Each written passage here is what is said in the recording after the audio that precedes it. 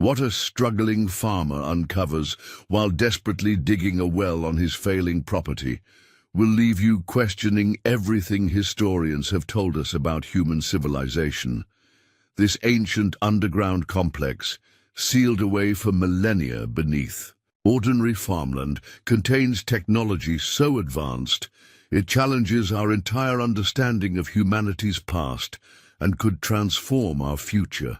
Before we jump back in, tell us where you're tuning in from, and if this story touches you, make sure you're subscribed, because tomorrow I've saved something extra special for you. The dusty plains of central Oklahoma held many secrets, but none quite like the one Robert Roy Jenkins was about to uncover. At 52, farming was all he'd ever known, a profession passed down through 4 generations of Jenkins men. It had once been a proud legacy, but now it was a burden threatening to break him.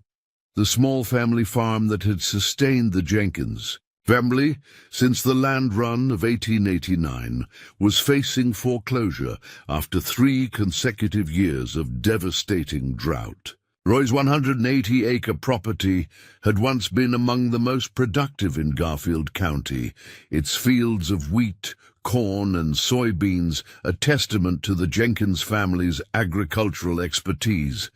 His grandfather had kept the farm running even during the terrible Dust Bowl years, and his father had expanded operations in the prosperous decades that followed.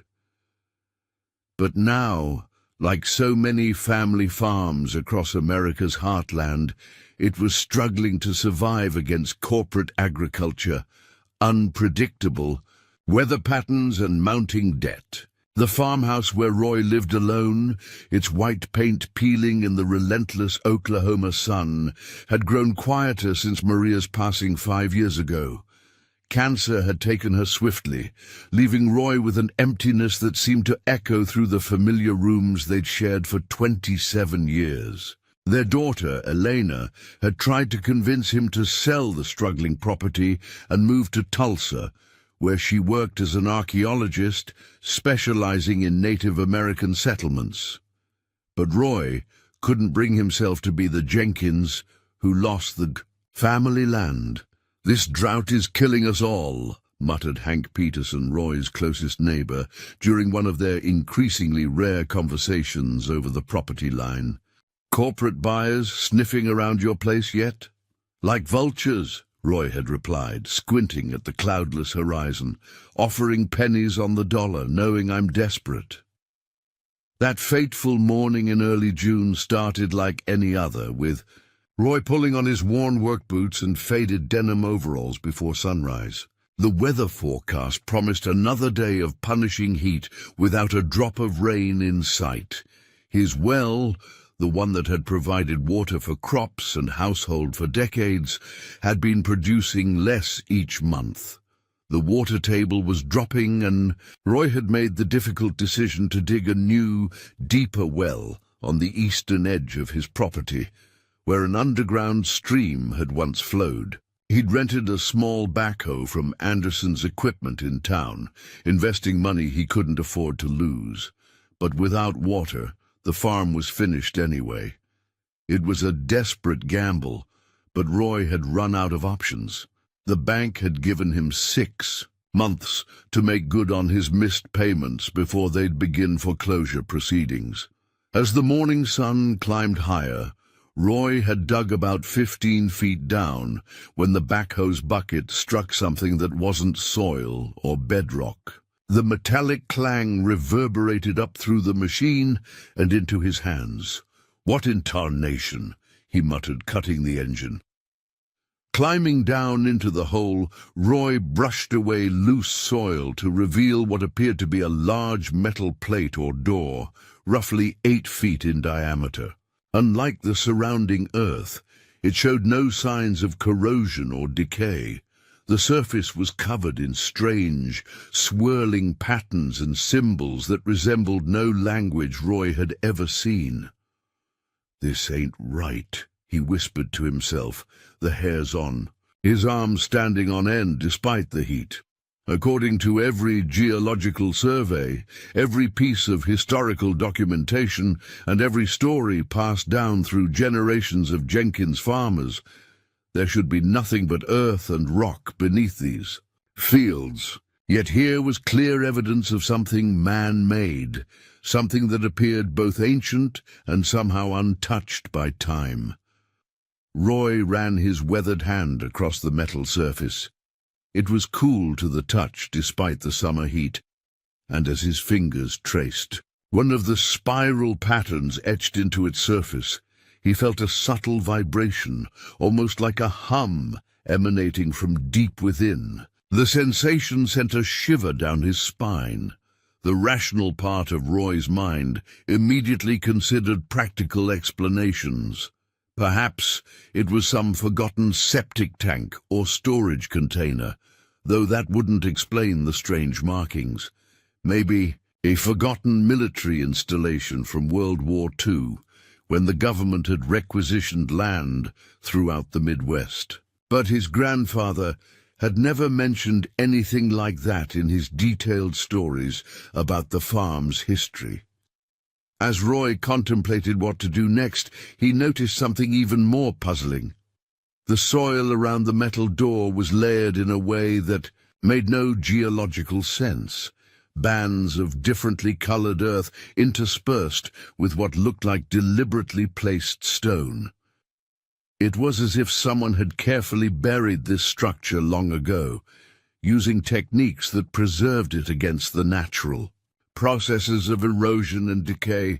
Roy's first instinct was to call someone, the County Historical Society perhaps, or maybe Eleanor with her archaeological expertise. But something made him hesitate.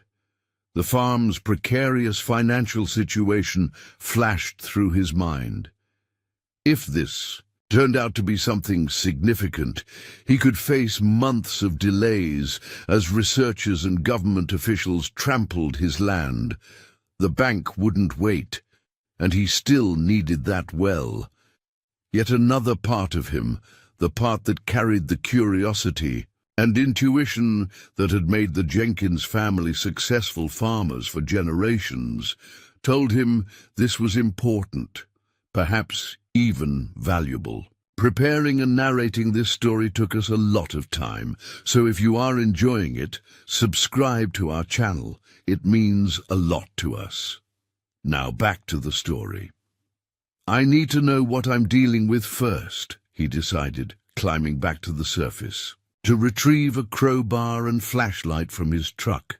When he returned to the hole, Roy wedged the crowbar into what appeared to be a seam around the edge of the metal door. To his surprise, it moved relatively easily, as if designed to be opened, with minimal force despite its apparent age and size. As he worked the heavy cover loose, a rush of air escaped from below, cool, dry, and carrying a scent that seemed impossibly clean for something underground. The metal plate shifted, revealing darkness below.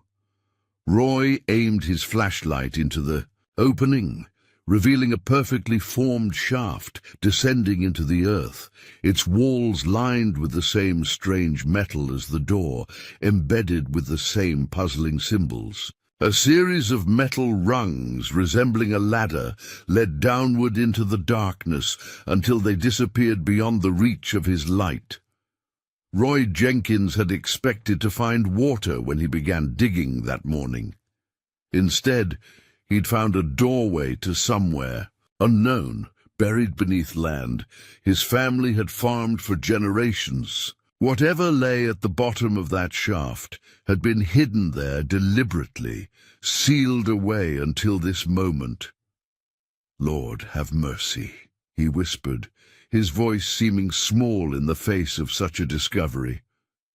As the hot Oklahoma wind stirred the wheat stalks around the excavation, Roy made a decision. Setting his flashlight between his teeth and securing the crowbar in his belt, he lowered himself onto the ladder and began his descent into the unknown.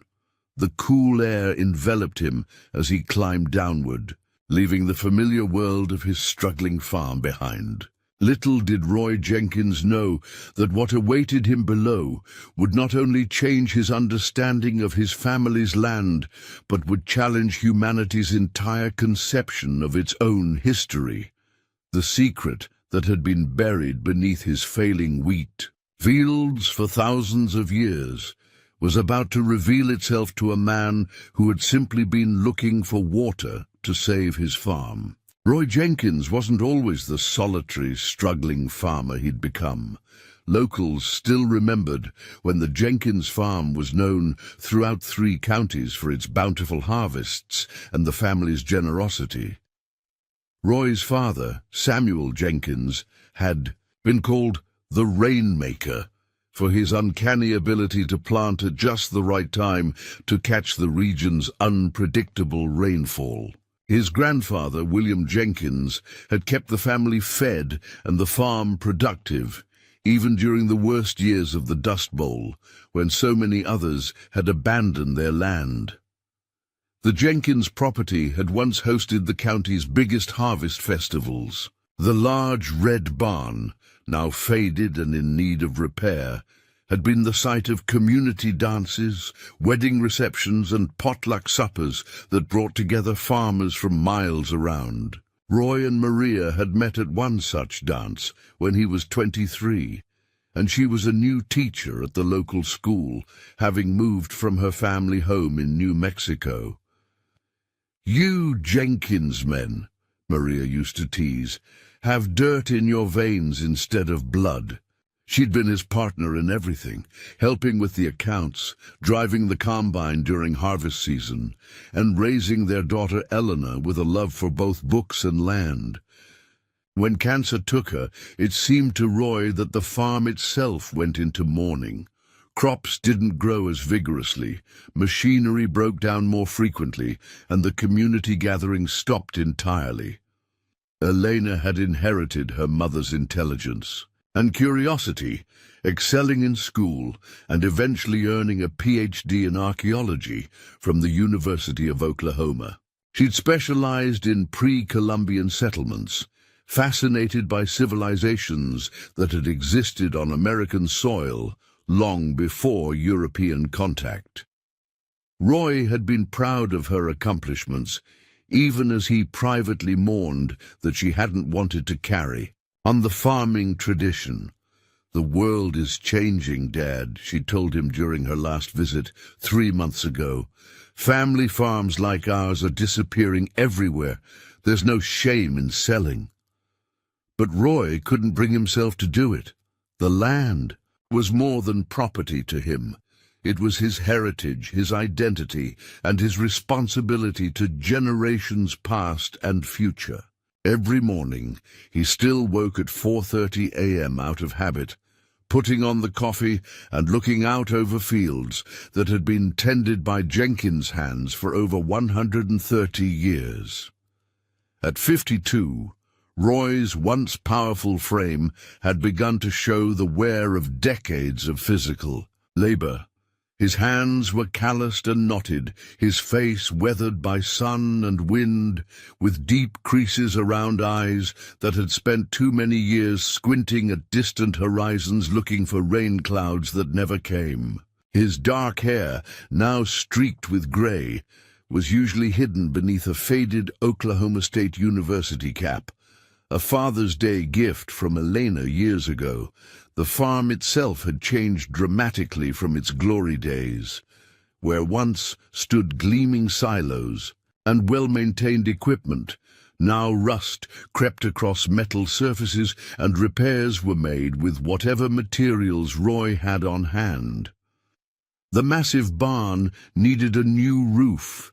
The irrigation system was a patchwork of repairs and compromises, and fields that had once grown diverse crops had been consolidated to just wheat, the most drought-resistant option, but also the least profitable. 5 years ago, Roy had taken out a substantial loan to invest in more efficient irrigation technology, hoping it would help him weather the increasingly dry seasons. But the drought had proven too severe, and now the bank's patience was wearing thin.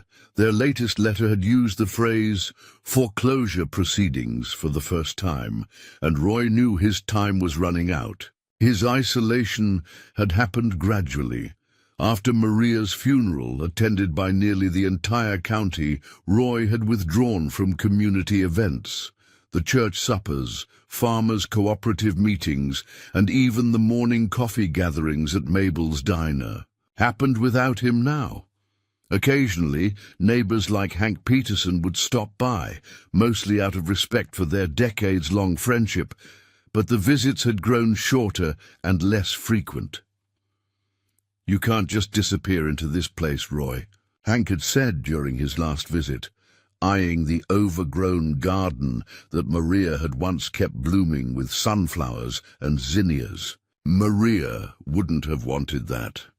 But Roy found it easier to be alone with his memories and his failing farm than to face the community's pity or, worse, their helpful suggestions about selling to West Plains Agricultural Corporation, the massive operation that had already bought out 5 family farms in the county. The only regular contact he maintained was with Elena, who called every Sunday evening without fail. Their conversations had fallen into a pattern. Her gentle inquiries about the farm's condition, his minimizing of the problems, her increasingly direct suggestions about selling, and his stubborn silence in response. Without Maria to bridge the gap between father and daughter, their different perspectives on the farm's future had become a wall between them. As Roy descended the metal ladder into the unknown space beneath his property, these thoughts tumbled through his mind. What would Elena make of this discovery? Would she see it as just another complication, another reason for him to give up the farm? Or would she recognize it as something significant, something that might change everything? The metal rungs felt solid beneath his work boots, despite their apparent age. The air grew cooler as he descended, a blessed relief from the punishing heat above. Roy counted the rungs mechanically, 20, 30, 40, until he had gone at least 40 feet beneath the surface, far deeper than any well or cellar he'd ever encountered in farming country. Finally, his boots touched solid ground, removing the flashlight from between his teeth.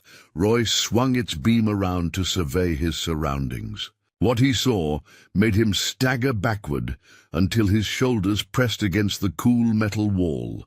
He stood in what could only be described as a chamber, but unlike any underground structure he'd ever seen or heard of. The room was a perfect circle, approximately 30 feet in diameter, with a domed ceiling from which the entry shaft emerged. But it was the walls and floor that defied explanation. They appeared to be made of the same strange metal as the door and shaft, but here the material was inlaid with what looked like veins of luminescent material, arranged in complex, flowing patterns that somehow reminded Roy of circuit boards, though far more intricate. As his flashlight beam played across them, they seemed to absorb and redirect the light, creating subtle shifts of illumination throughout the chamber. "What in God's name is this place?" Roy whispered, his voice sounding strange in the perfectly still air. In the center of the chamber stood what appeared to be a pedestal or console, rising about waist-high from the floor.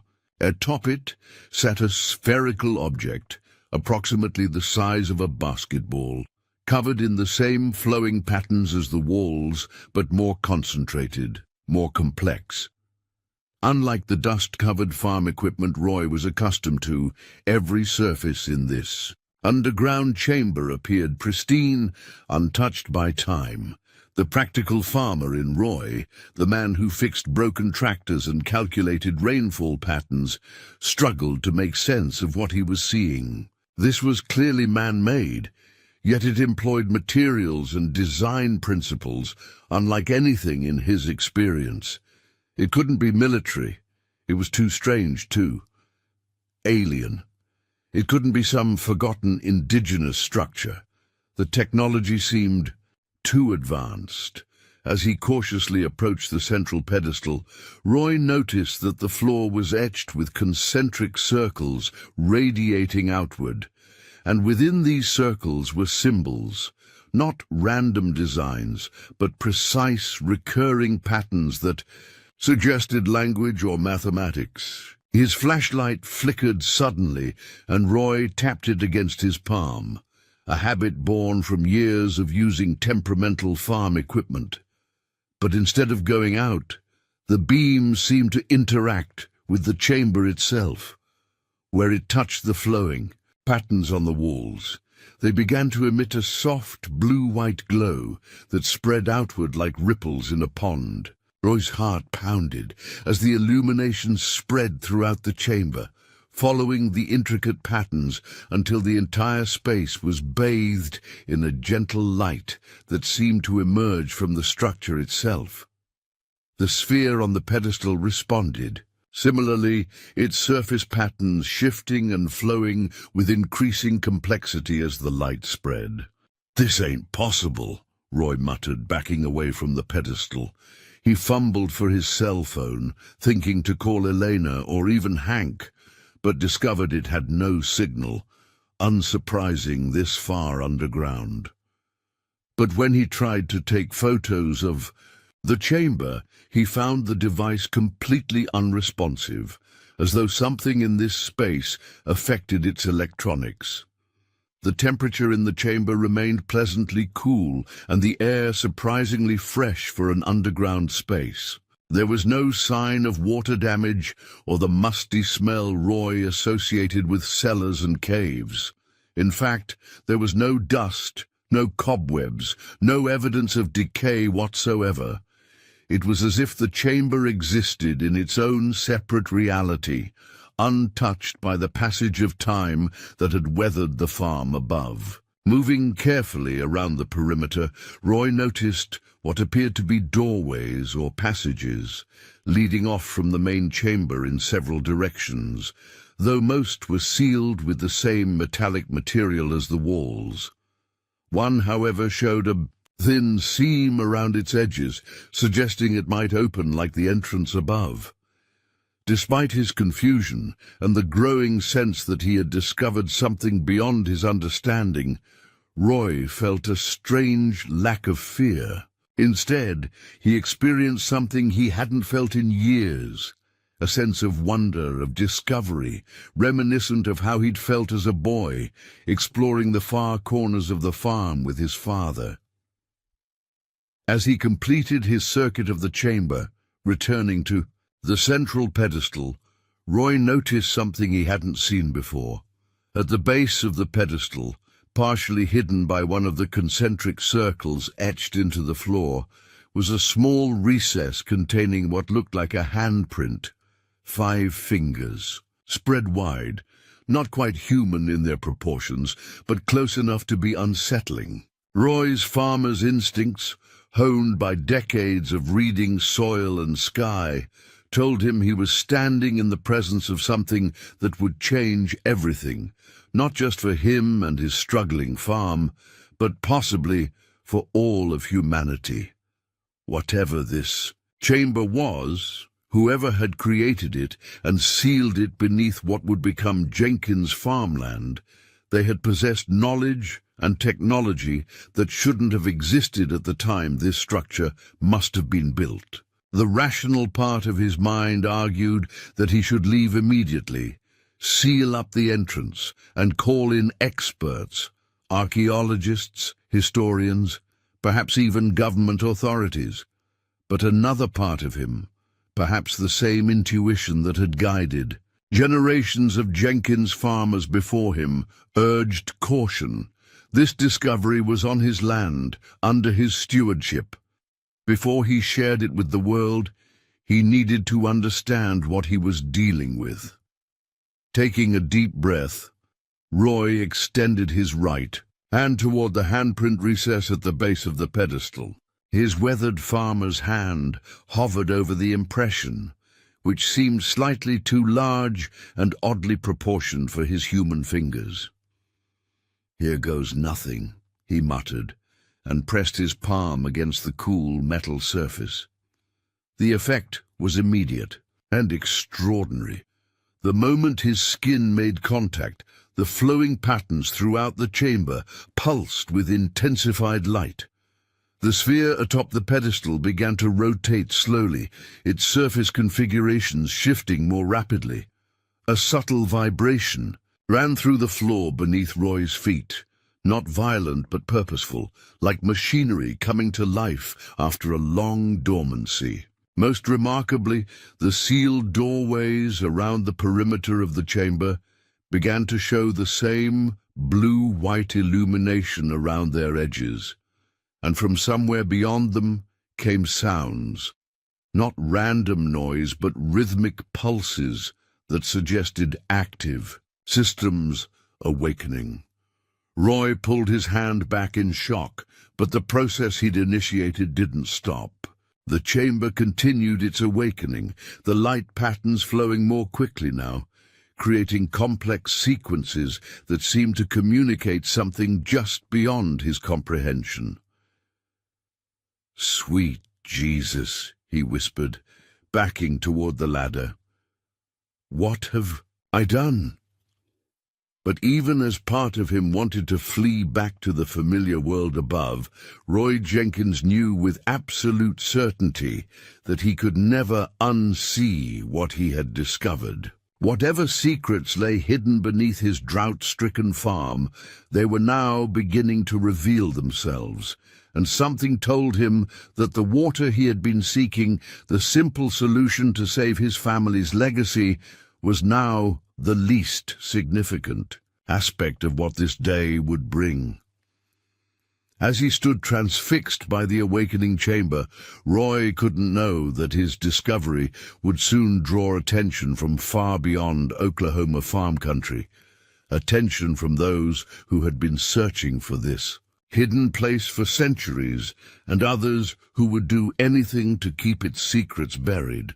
The drought that had threatened to end generations of Jenkins farming had led him to uncover something that had been waiting patiently beneath the soil, perhaps for thousands of years, waiting specifically for this moment, and possibly for him. Over the next 3 days, Roy found himself torn between two worlds. Above ground, he maintained the appearance of normal farm operations, tending to his wheat and performing routine maintenance on his equipment.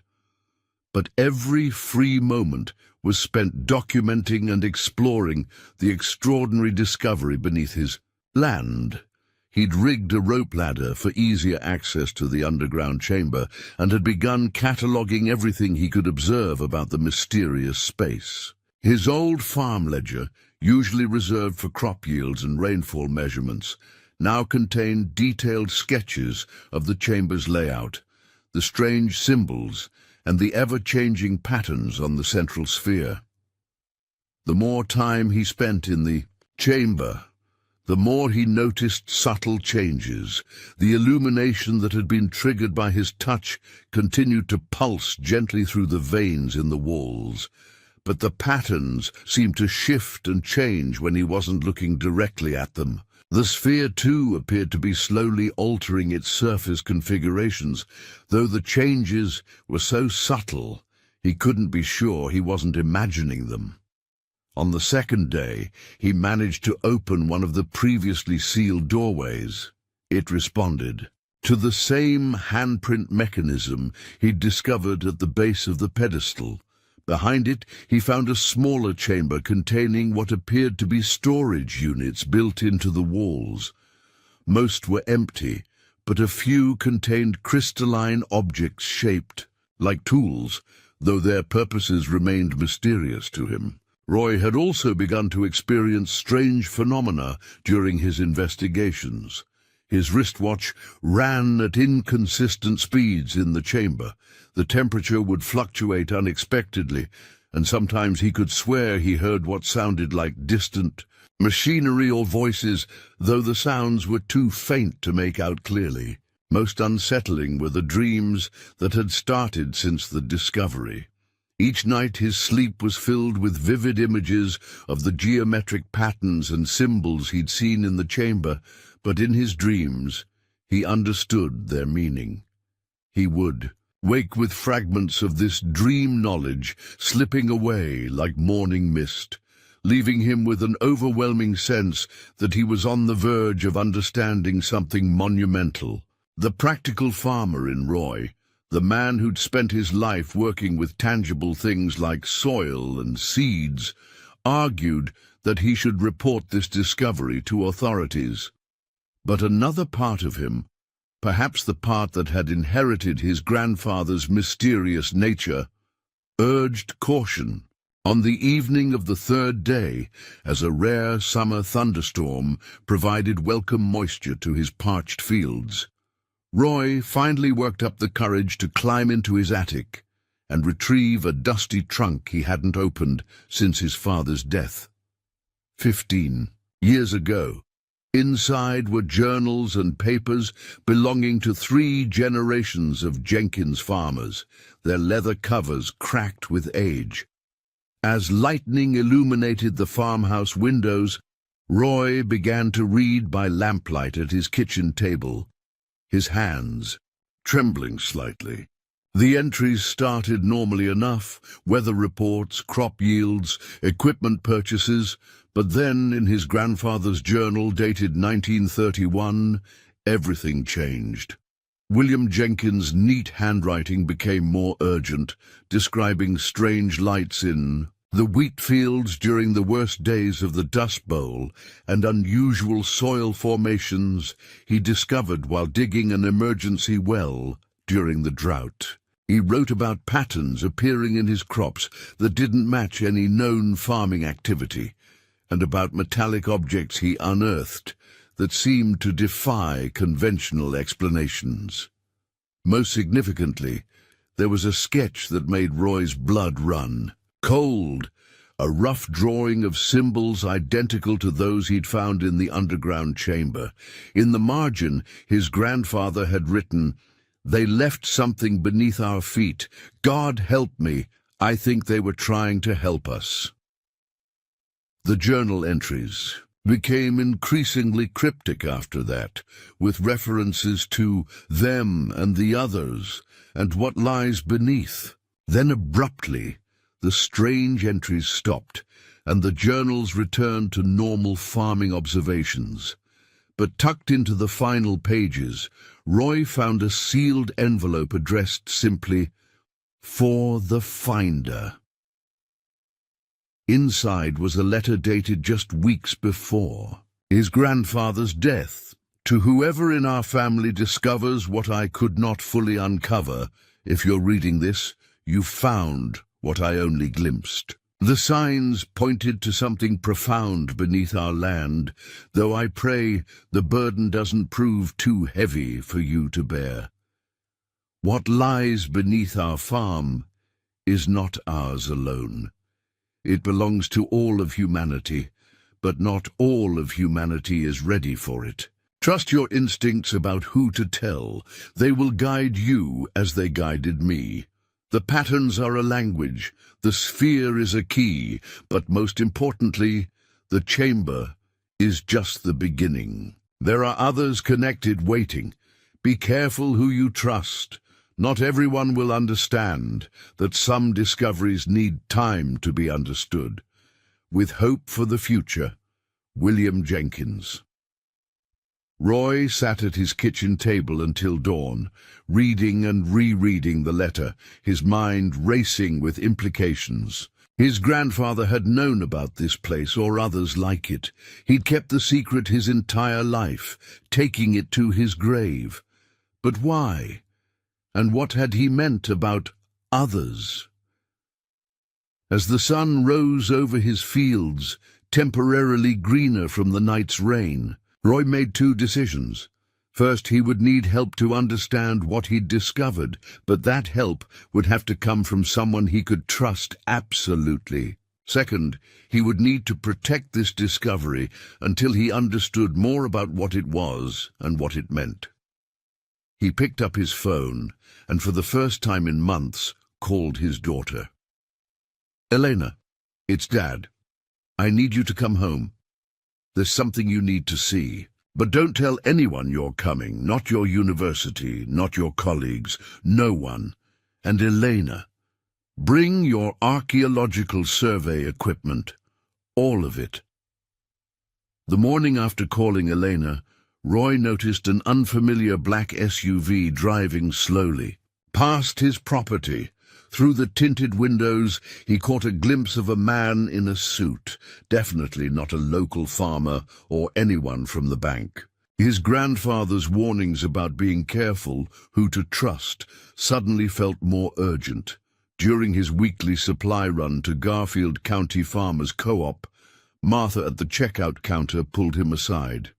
"Roy, some strange folks were in here yesterday, asking questions about your land," she said quietly. "Said they were from the Department of Agriculture, but they didn't look like any ag agents I've ever seen. Too clean cut, if you know what I mean." "What kind of questions?" Roy's hands tightened around his purchase receipt. "Wanted to know if anyone had noticed any unusual activities on your property, asked about ground disturbances, equipment rentals, that sort of thing. I told them the only unusual thing about Roy Jenkins is he still pays in cash instead of using the co-op account like everybody else." On his way back to the farm, Roy spotted another vehicle he didn't recognize parked on the county road overlooking his property. As he drove past, the driver quickly raised a pair of binoculars to his eyes. They weren't even trying to be subtle anymore. Elena had texted that she was driving up from Tulsa and would arrive that evening. Roy spent the day making seemingly normal rounds of his property, all while his mind raced with possibilities. Who were these people? How had they known something was happening on his land? Had the chamber's energy signature somehow been detected? His neighbor, Hank, stopped by that afternoon, ostensibly to return a borrowed tool, but Roy could tell something was bothering him. After some small talk about the previous night's welcome rainfall, Hank finally spoke up. "Look, Roy, I don't know what's going on, but there's been some strange equipment set up on Crowley's Ridge overlooking your place. Bill Crowley said they told him it was for soil erosion monitoring, but I've never seen erosion monitoring gear that looked like that. And those fellows operating it, they've got government written all over them." Roy tried to keep his voice casual. "Probably just another corporate farming survey. You know how they are these days, always looking to buy up more land." Hank wasn't convinced. "Maybe, but my brother-in-law works for the State Environmental Office, and he says there's no official survey scheduled for this area.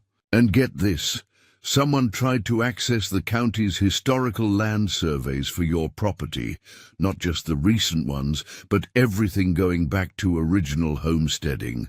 The clerk said they had some kind of federal credentials." Just then, Roy's phone buzzed with a text from Elena. "Dad, delayed at work. Some people from a federal agency showed up at my office asking about geological anomalies in central Oklahoma. They seemed very interested in our county. What's going on?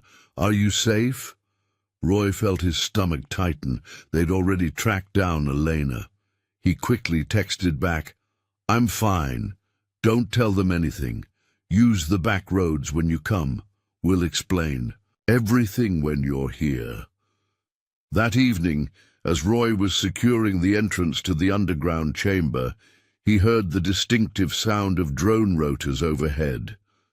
Looking up, he spotted a small black drone hovering at the edge of his property. It wasn't even trying to hide, almost as if whoever was operating it wanted him to know he was being watched. Inside the house, Roy pulled out his grandfather's journals again, searching for any clue about how to handle this situation. One entry caught his eye. They're watching now. They sense when the chambers are discovered, but they don't understand. The knowledge isn't meant for them. It has to be revealed slowly, naturally, like a seed sprouting in its own time. Roy wondered who they were. The government, some secret agency, or something else entirely. The chamber below seemed to pulse in response to his anxiety, its patterns shifting more rapidly than usual.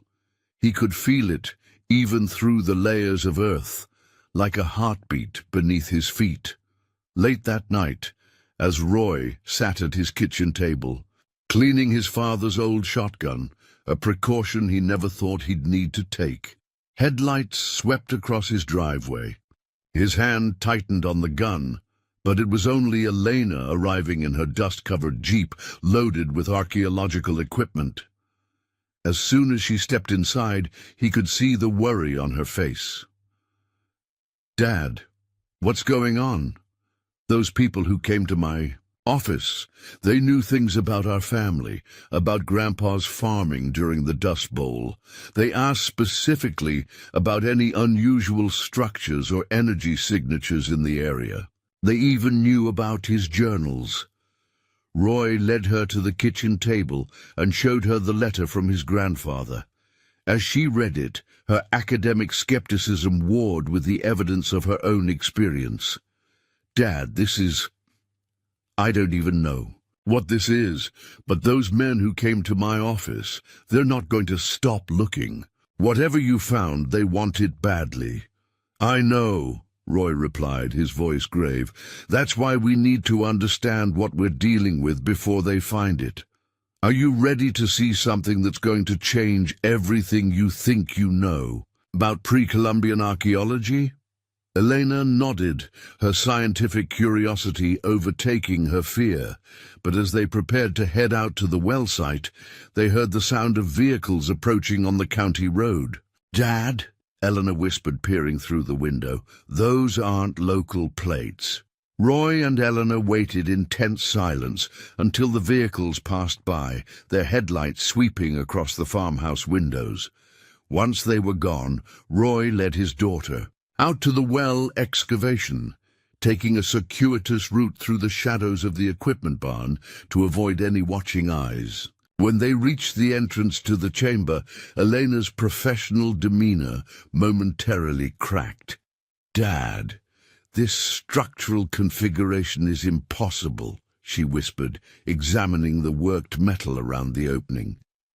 "This material, I've never seen anything like it. And these symbols." She ran her hand along the strange patterns etched into the metal. "They don't match any known archaeological period or indigenous writing system." As they descended into the chamber, Elena's scientific training battled with her sense of wonder. The moment her feet touched the chamber floor, her electromagnetic field meter began giving impossible readings. She pulled out more instruments from her bag, each one providing data that defied conventional explanation. "The energy signature is like nothing I've ever seen," she muttered, checking and rechecking her readings. "It's as if the entire chamber is alive somehow. These patterns in the walls, they're not just decorative. They're conducting some kind of energy, but it's not any form of electricity we understand." When she saw the sphere on the pedestal, Elena fell silent for a full minute. Her hands shook as she set up her scanning equipment. "Dad, do you understand what this means? This chamber, these materials, they shouldn't exist. Not here, not anywhere. The technological sophistication required to create something like this." "Your grandfather knew about it," Roy said quietly, showing her the relevant journal entries. "Or at least he knew something was here." "Elena, what exactly are we dealing with?" Elena's face was illuminated by the soft glow of the chamber. As she studied her readings, based on the soil stratification above and the depth of this chamber, this structure has been here for at least 5,000 years, but that's impossible because the materials and engineering required to build this didn't exist then. They don't exist now. She moved closer to the sphere, her instruments humming with activity. The energy patterns are organized, Dad, not random. It's like they're trying to communicate something.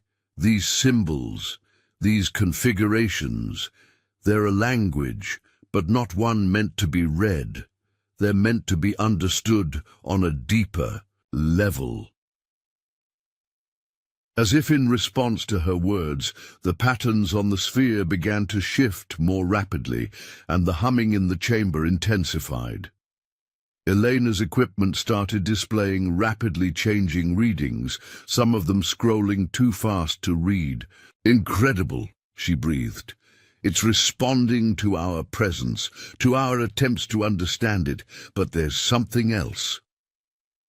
She moved to one of the doorways Roy had managed to open, scanning the crystalline objects he'd discovered. "Dad, these aren't just artifacts.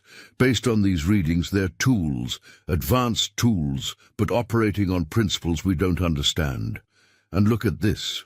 She pointed to markings on the wall that Roy had initially taken for more decorative patterns. "These aren't random designs. They're a map showing what appear to be other locations, other sites like this one, spread across what we now call Oklahoma, but also extending into neighboring states. Dad, I think this chamber is part of a network, a system of connected sites all across the region." Just then, they heard a faint rumbling from above. Roy's farmer instincts recognized it immediately. Vehicles, several of them, moving along the access road to the farm. "We need to go," he said urgently. "Now!" They quickly gathered Elena's equipment, but before they climbed out, she took one last reading of the sphere, her face going pale. "Dad, the energy signature, it's changing, growing stronger. Whatever this is, it's not just waiting to be discovered, it's waking up." Back in the farmhouse, Roy and Elena spread her preliminary findings across the kitchen table, the old wood surface now covered with scientific instruments, data readouts, and hastily sketched diagrams. This technology, if we can even call it, that it's beyond anything in recorded history, Elena said, her trained archaeologist's skepticism battling with the evidence before her. The materials, the energy patterns, the mathematical precision of those symbols, they suggest a level of scientific understanding that makes our most advanced technology look primitive. She pulled up some readings on her laptop, turning the screen to show her father. "Look at these energy wavelengths. They're structured almost like DNA, but for energy itself. And they're not just static patterns, they're growing, evolving. The chamber isn't just a passive installation, it's more like a seed that's finally found the right conditions to grow." Roy thought about his grandfather's words. They're trying to show us something. He shared more of the journal entries with Eleanor, watching as her scientific mindset wrestled with the implications. "Dad, I think I know why those men are watching the farm," she said finally. "If even a fraction of what I'm seeing here is correct, this discovery would rewrite not just archaeology, but our entire understanding of human civilization. The implications for physics, for energy production, for our understanding of how ancient people might have harnessed forces we're only beginning to comprehend." She was interrupted by the sound of a helicopter passing low over the farmhouse. They didn't need to look outside to know it wasn't a crop duster. "What do we do?" Roy asked, thinking of his grandfather's warning about some discoveries needing time to be understood. Elena's face set in a determined expression he recognized from her mother. "We protect it," she said firmly. "Whatever this is, whoever built it, they chose this land for a reason. They chose our family for a reason. We need to understand why before anyone else gets their hands on it." She turned to her laptop, pulling up satellite images of the surrounding area. "Those markings on the wall, they're leading somewhere, and I think I know how we can find out where. But Dad," she looked up at him gravely, "once we start down this path, there's no going back. This is bigger than us, bigger than anything we could have imagined." Roy thought about his failing farm, about his grandfather's secret burden, about the mystery that had been waiting beneath his fields all these years. "Your mother would say, we don't find things like this by accident," he said quietly. Eleanor smiled, the same smile Maria had when she'd made up her mind about something. "Then let's find out why it found us." The pre-dawn hours found Roy and Elena working frantically in the chamber, trying to document as much as possible before they lost their chance. Elena's monitoring equipment had detected increasing surveillance activity above ground. More vehicles, more electronic signatures, more drone flights. "These readings are off the scale," Elena muttered, adjusting her instruments. The sphere's pulsing had intensified over the past few hours, its pattern shifting more rapidly than ever. The metallic veins in the walls seemed to respond in kind, creating complex rhythms of light and energy that made her equipment go haywire. Suddenly, her laptop emitted a sharp beep. "Dad, look at this!" she called, pointing to her screen. She'd been running a complex analysis of the chamber's energy signatures, comparing them to geological survey data of the surrounding region. There are similar energy patterns at 6 other locations, forming a perfect heptagon, with this chamber at the center. And look at where they intersect. Before she could finish, they heard the unmistakable sound of vehicles pulling up to the B farmhouse. Through the shaft opening above, floodlights suddenly illuminated the pre-dawn darkness.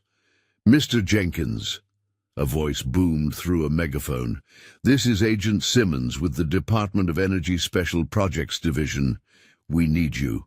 And Dr. Jenkins to come out immediately. We have authorization to secure these premises." Roy and Elena exchanged alarmed looks. "How did they know I was here?" Elena whispered. Her father's face was grim as he checked the shotgun he'd brought down with them. "Because they've been watching longer than we realized. Your grandfather's journals. He wasn't just writing about his own time. He was leaving us warnings about now." The sphere's pulsing suddenly intensified, casting shifting shadows across the chamber. Elena's instruments began registering unprecedented energy spikes. "Dad, something's happening. The energy patterns, they're changing, becoming more coherent. It's like it's responding to the threat above." The voice from the megaphone continued. "Mr. Jenkins, we know about the underground structure. We've been monitoring its energy signatures for days. This is now a matter of national security." Roy remembered his grandfather's words. "The knowledge isn't meant for them." He made a quick decision. "Elena, gather your most important data. We need to—" He was cut off by a deep rumbling that seemed to come from within the chamber walls themselves. The sealed doorways they'd discovered began to shift, panels sliding away to reveal dark openings. The sphere's pulsing reached a fever pitch, and suddenly the symbols on the chamber floor began to glow with an intense blue-white light. Incredible, Elena breathed, her scientific curiosity momentarily overwhelming her fear. The chamber, it's not just responding to their presence, it's protecting itself. These readings suggest it's generating some kind of electromagnetic field, but unlike anything we've ever seen. Above ground, they could hear chaos erupting. The floodlights flickered and died. Engines stalled. Radio communications dissolved into static. The same thing happened in 1931, Roy said, pulling out his grandfather's journal. Listen to this. When they came with their machines and their questions, the earth responded. The lights beneath the soil protected themselves, just as they were meant to do. Some knowledge can only be discovered, not taken. The rumbling intensified. Through the newly opened passages, they could feel fresh air flowing and something else, a sense of invitation, of urgency. "Mr. Jenkins! Dr. Jenkins!" Agent Simmons's voice was more insistent now. "Whatever's happening down there, you need to evacuate immediately. We have readings suggesting an imminent energy surge that could be catastrophic." But Elena's instruments told a different story. "They're wrong," she said, studying the data scrolling across her screen. "The energy isn't building toward destruction. It's creating something. Look." The sphere had begun to rotate slowly on its pedestal, its surface patterns aligning with the glowing symbols on the floor. As they watched, the symbols began to shift, forming new configurations that spread out across the chamber floor like ripples in a pond. "It's a map," Elena gasped. "Not just of the other chambers, but of something else, something bigger. Dad, I don't think this chamber is just a repository of ancient knowledge. I think it's a key to something much more significant."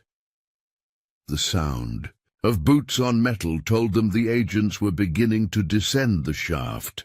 But at that moment, the sphere emitted a pulse of energy that made the air itself seem to crystallize. The chamber's illumination shifted, and suddenly one of the newly opened passages blazed with light.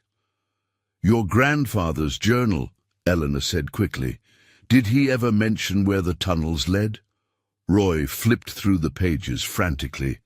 "Here, the paths beneath led to understanding, but only for those who are ready to receive it. When the time comes, the lights will show the way."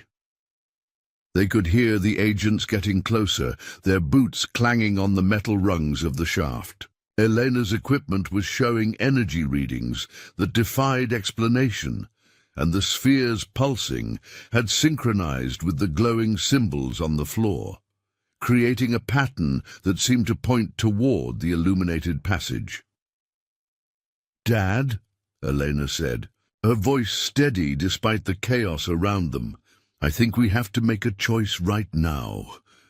Roy looked at the shaft where the agents were descending, then at the glowing passage that seemed to beckon them forward. He thought about his grandfather's lifetime of keeping this secret, about the responsibility that had been passed down to him. "Some knowledge can only be discovered," he repeated softly, then grabbed Elena's hand. "Run."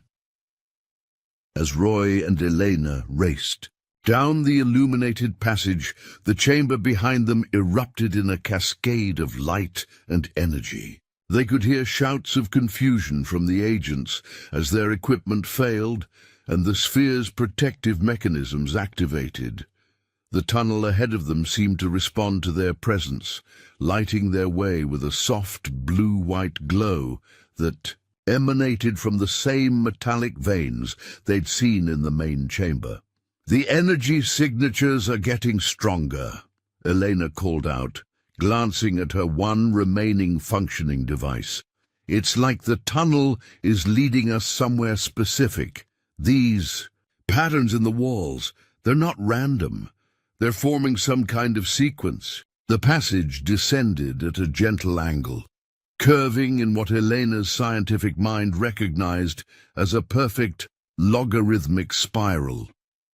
The walls were covered in the same mysterious symbols they'd seen in the main chamber, but here they seemed to tell a story, flowing from one pattern to the next, in what appeared to be a deliberate sequence. After what felt like several minutes of running, they emerged into a space that made the first chamber look modest by comparison.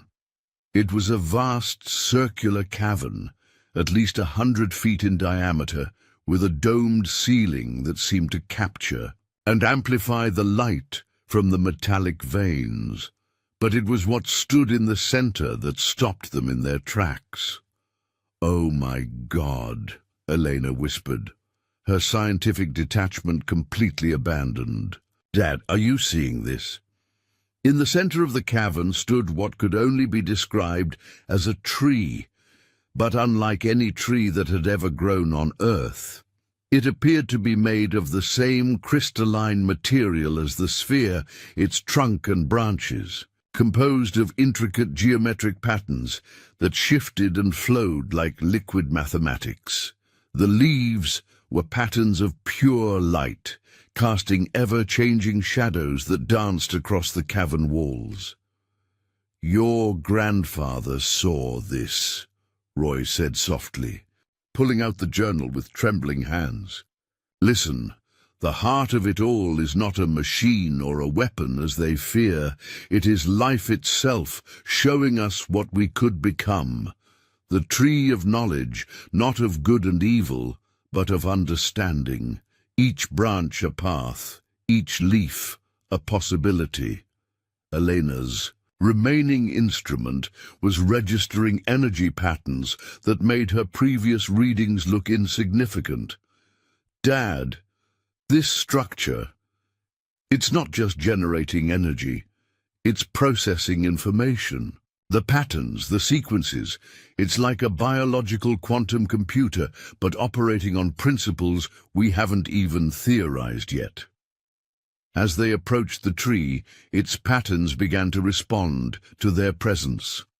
The light leaves shifted, creating configurations that seemed to reach out toward them.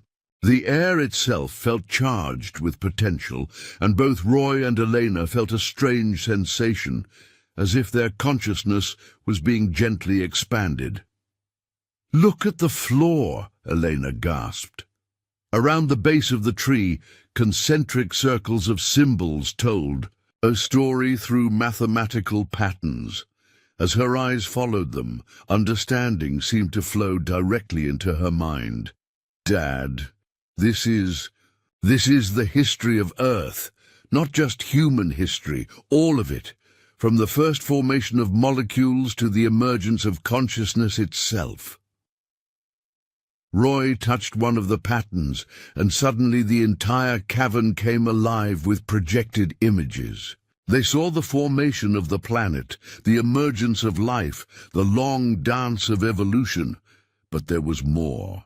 They saw other worlds, other possibilities, other forms of consciousness that had emerged across the cosmos. They were never trying to hide it from us, Roy realized, remembering his grandfather's words. They were waiting for us to be ready, to understand it. The chambers, the spheres, this tree, they're all part of a teaching system. Elena was rapidly taking notes, her scientist's mind struggling to process what she was seeing. These patterns suggest that consciousness itself is a fundamental force of the universe, like gravity or electromagnetism. This tree, it's not just a storage system. It's a bridge between different forms of consciousness, different ways of understanding reality. The sound of distant voices echoing through the tunnels reminded them they weren't alone, but the tree seemed to respond to their awareness of the threat. Its patterns shifted again, and new passages opened in the cavern walls, each glowing with a different color of light. "Dad, look at this," Elena said, decoding a sequence of symbols near their feet. These passages, they lead to other chambers, other trees. They're all connected in a network that spans the entire continent. And each one holds different knowledge, different aspects of understanding. Roy thought about his failing farm above, about the drought and the changing climate that had threatened his way of life. But now he understood. The chambers weren't just about preserving ancient knowledge. They were about showing humanity a way forward. Your grandfather understood part of it, Elena said, reading more of the patterns. These systems, they're not just about energy or information. They're about harmony, about showing us how to live in balance with the planet itself. The farming techniques you and Grandpa used, working with nature instead of against it, you were already practicing what this is teaching, just on a smaller scale. The voices were getting closer, but now they could hear confusion and awe in them rather than threats. The tree's energy had affected the agents too, shifting their understanding just as it had shifted Roy and Elena's. They're not going to be able to keep this secret, Roy said, watching as the tree's patterns continued to evolve and change. Not anymore. Elena smiled, touching one of the light leaves gently. I don't think that's the point anymore, Dad. Look. She pointed to a new pattern forming in the tree structure. It's not about keeping secrets. It's about being ready to understand them. And maybe we finally are. As Agent Simmons and his team finally entered the great cavern, their flashlights and equipment flickering in the crystalline tree's energy field, the scene before them defied all their training and expectations. Instead of the weapon or advanced technology they'd feared, they found themselves facing something that challenged their fundamental understanding of reality. Dr. Jenkins, Mr. Jenkins, Agent Simmons called out, his voice less commanding now, filled with a mix of awe and uncertainty. We need you and your father to step away from that structure. But even as he spoke, the tree's patterns were affecting everyone in the chamber, its light leaves casting enlightening shadows that seemed to speak directly to each person's consciousness. You don't understand what you're dealing with, Elena responded, her voice steady as she continued to decode the symbols. This isn't a threat to national security. It's an invitation to planetary awakening. These patterns, they're showing us how to solve the very problems that are threatening our world.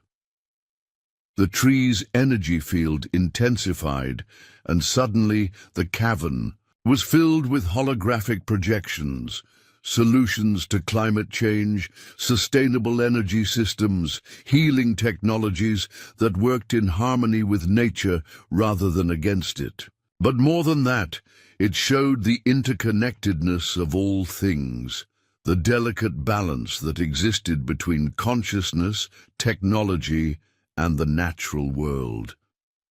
My God, one of the younger agents whispered, lowering his weapon as he watched a display of how the Earth's ecosystems were meant to function in harmony.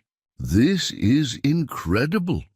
Roy stepped forward, holding his grandfather's journal. 90 years ago, you came here looking for weapons or advanced technology.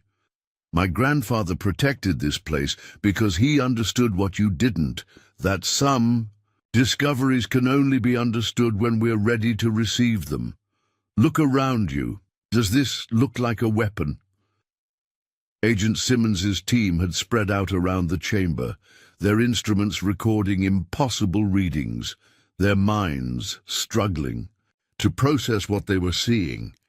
The tree's patterns seemed to respond to each person differently, showing them exactly what they needed to understand. The security protocols are clear, Simmons said, but his voice lacked conviction. This kind of discovery needs to be contained. studied in a controlled environment. "You can't contain this," Elena said, gesturing to the newly opened passages. "These chambers form a network across the entire continent. They're all awakening now, all responding to humanity's need. The real question isn't how to control this knowledge, it's whether we're ready to use it wisely." As if in response to her words, the tree's patterns shifted again, and new holographic images filled the chamber. They showed two possible futures.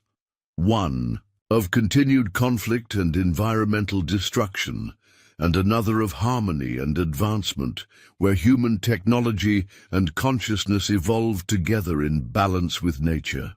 These chambers, Elena continued, her scientific mind racing with implications, they're not just repositories of knowledge, they're seed points for a new kind of civilization, one that understands that true advancement comes from cooperation, not control, from harmony, not dominance.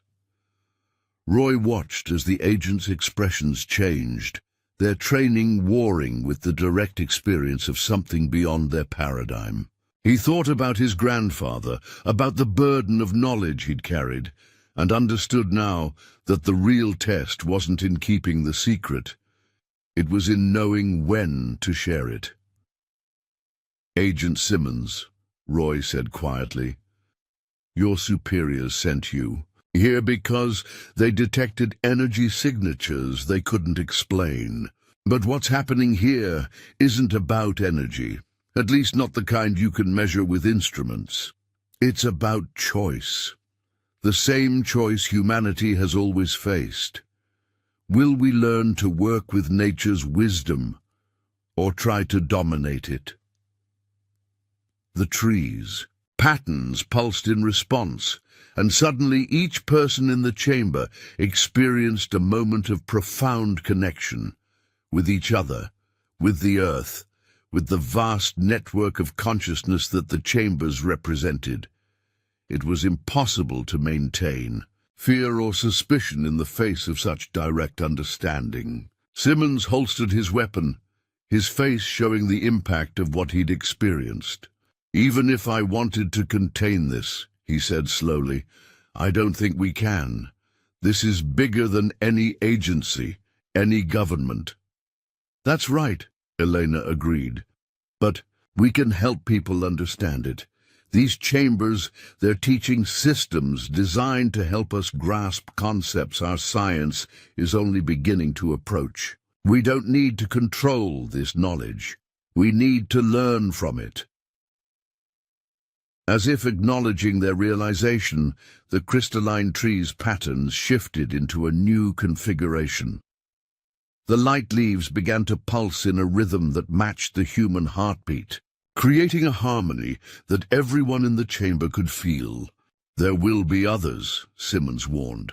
"Other agencies, other interests. Not everyone will understand or accept this."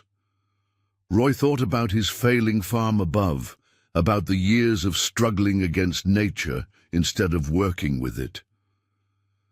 "Then we make sure they experience it for themselves," he said. "Just as my grandfather understood, some truths can't be explained. They have to be experienced." The tree's energy field expanded, and new patterns began to form in its structure.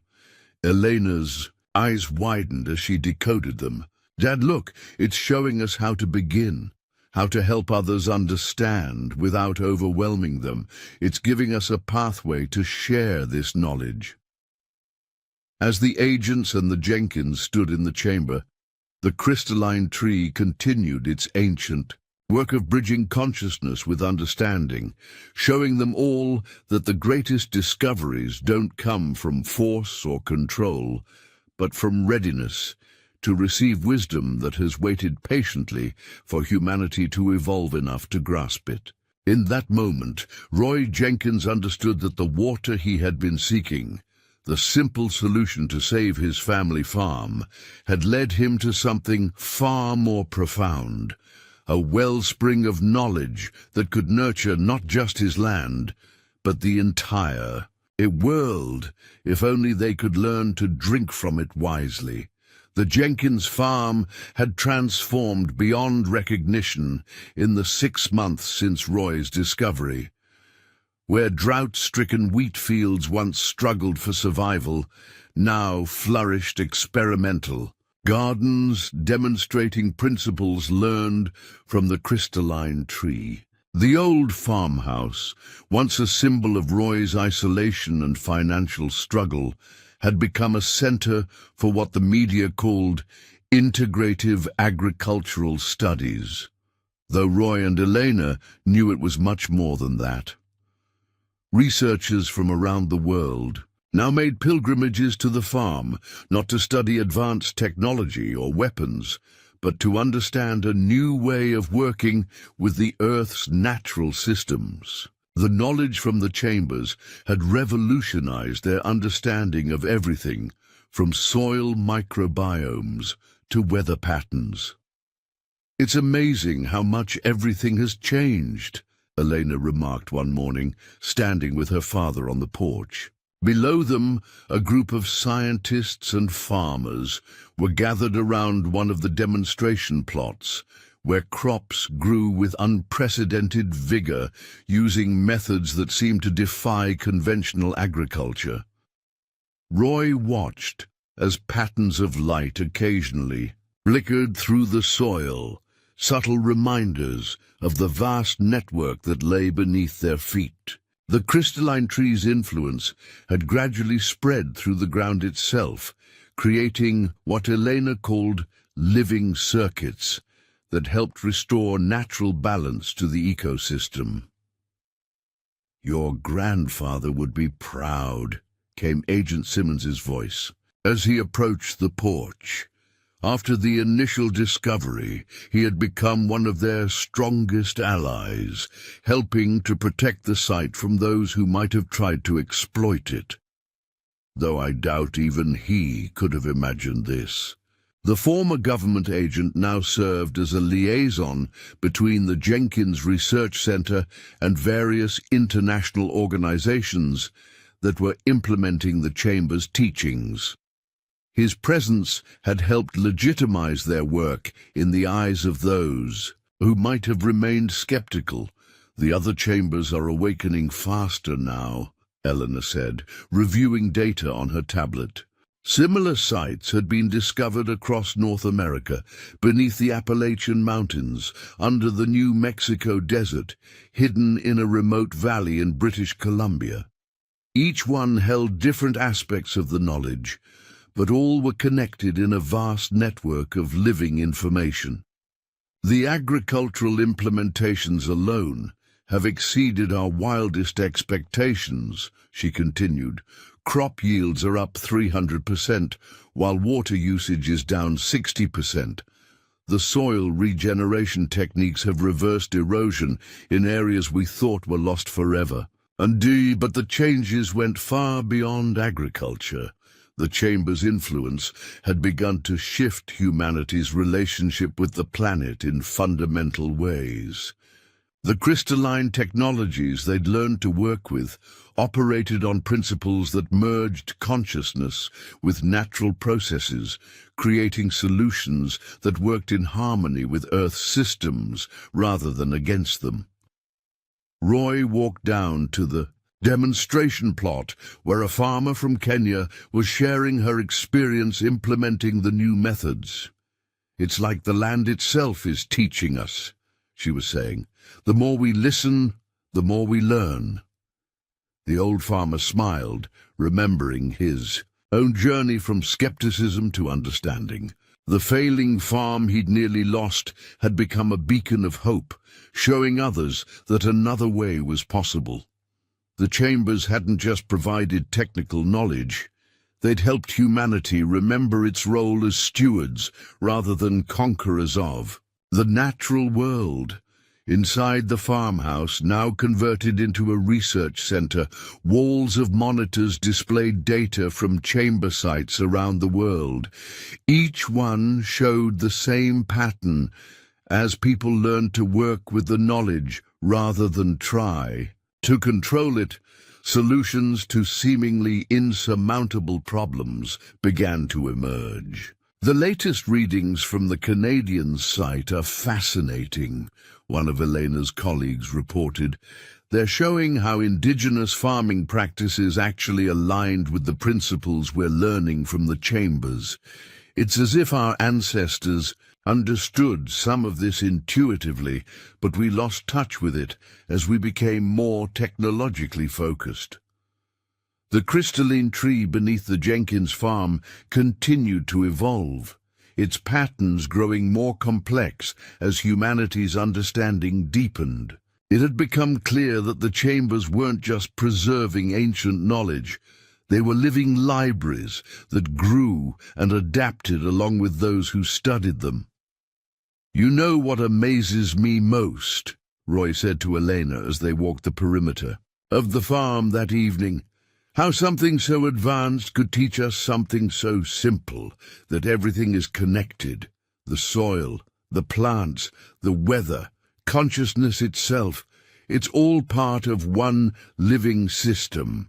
Elena nodded, watching as the sunset created patterns of light that seemed to dance with the subtle energies now flowing through the land. "The chambers didn't just give us technology," she replied. "They showed us a new way of seeing ourselves, as part of nature rather than separate from it." As darkness fell, the faint glow of the crystalline networks could be seen tracing patterns through the soil, a visible reminder of the profound changes that had begun on a failing farm in Oklahoma. The knowledge that had waited patiently beneath. The earth was finally bearing fruit, helping humanity face its greatest challenges with wisdom that bridged the ancient and the futuristic. Roy thought about his grandfather's journal, now preserved in the research center's library. The old man had understood something fundamental, that some discoveries come not from forcing nature to yield its secrets, but from being ready to receive the wisdom it offers freely to those who learn to listen. News of the Jenkins farm discovery spread across the globe like ripples in a pond. At first, mainstream media treated it with skepticism, just another rural mystery, they thought. But then the chambers began awakening in other locations, each activation precisely timed and coordinated through the ancient network that had lain dormant for millennia. In the highlands of Guatemala, Mayan elders reported strange lights emanating from beneath an ancient pyramid. When investigators arrived, they found symbols identical to those in the Jenkins chamber, carved into stones that archaeologists had previously missed or misinterpreted. Deep in the Amazon rainforest, indigenous tribes who had protected sacred caves for generations suddenly understood why their oral histories had spoken of roots of light beneath the earth, waiting for the right moment to flower in the minds of men. When their chamber activated, the patterns matched perfectly with their ancient cave paintings. Elena found herself traveling between sites, her expertise now crucial in helping others understand what was happening. Each chamber has its own specialty, she explained during a United Nations emergency session. The Guatemala chamber seems focused on mathematics and astronomical knowledge. The Amazon chamber reveals incredible biological wisdom, cures for diseases we thought incurable, ways to restore damaged ecosystems.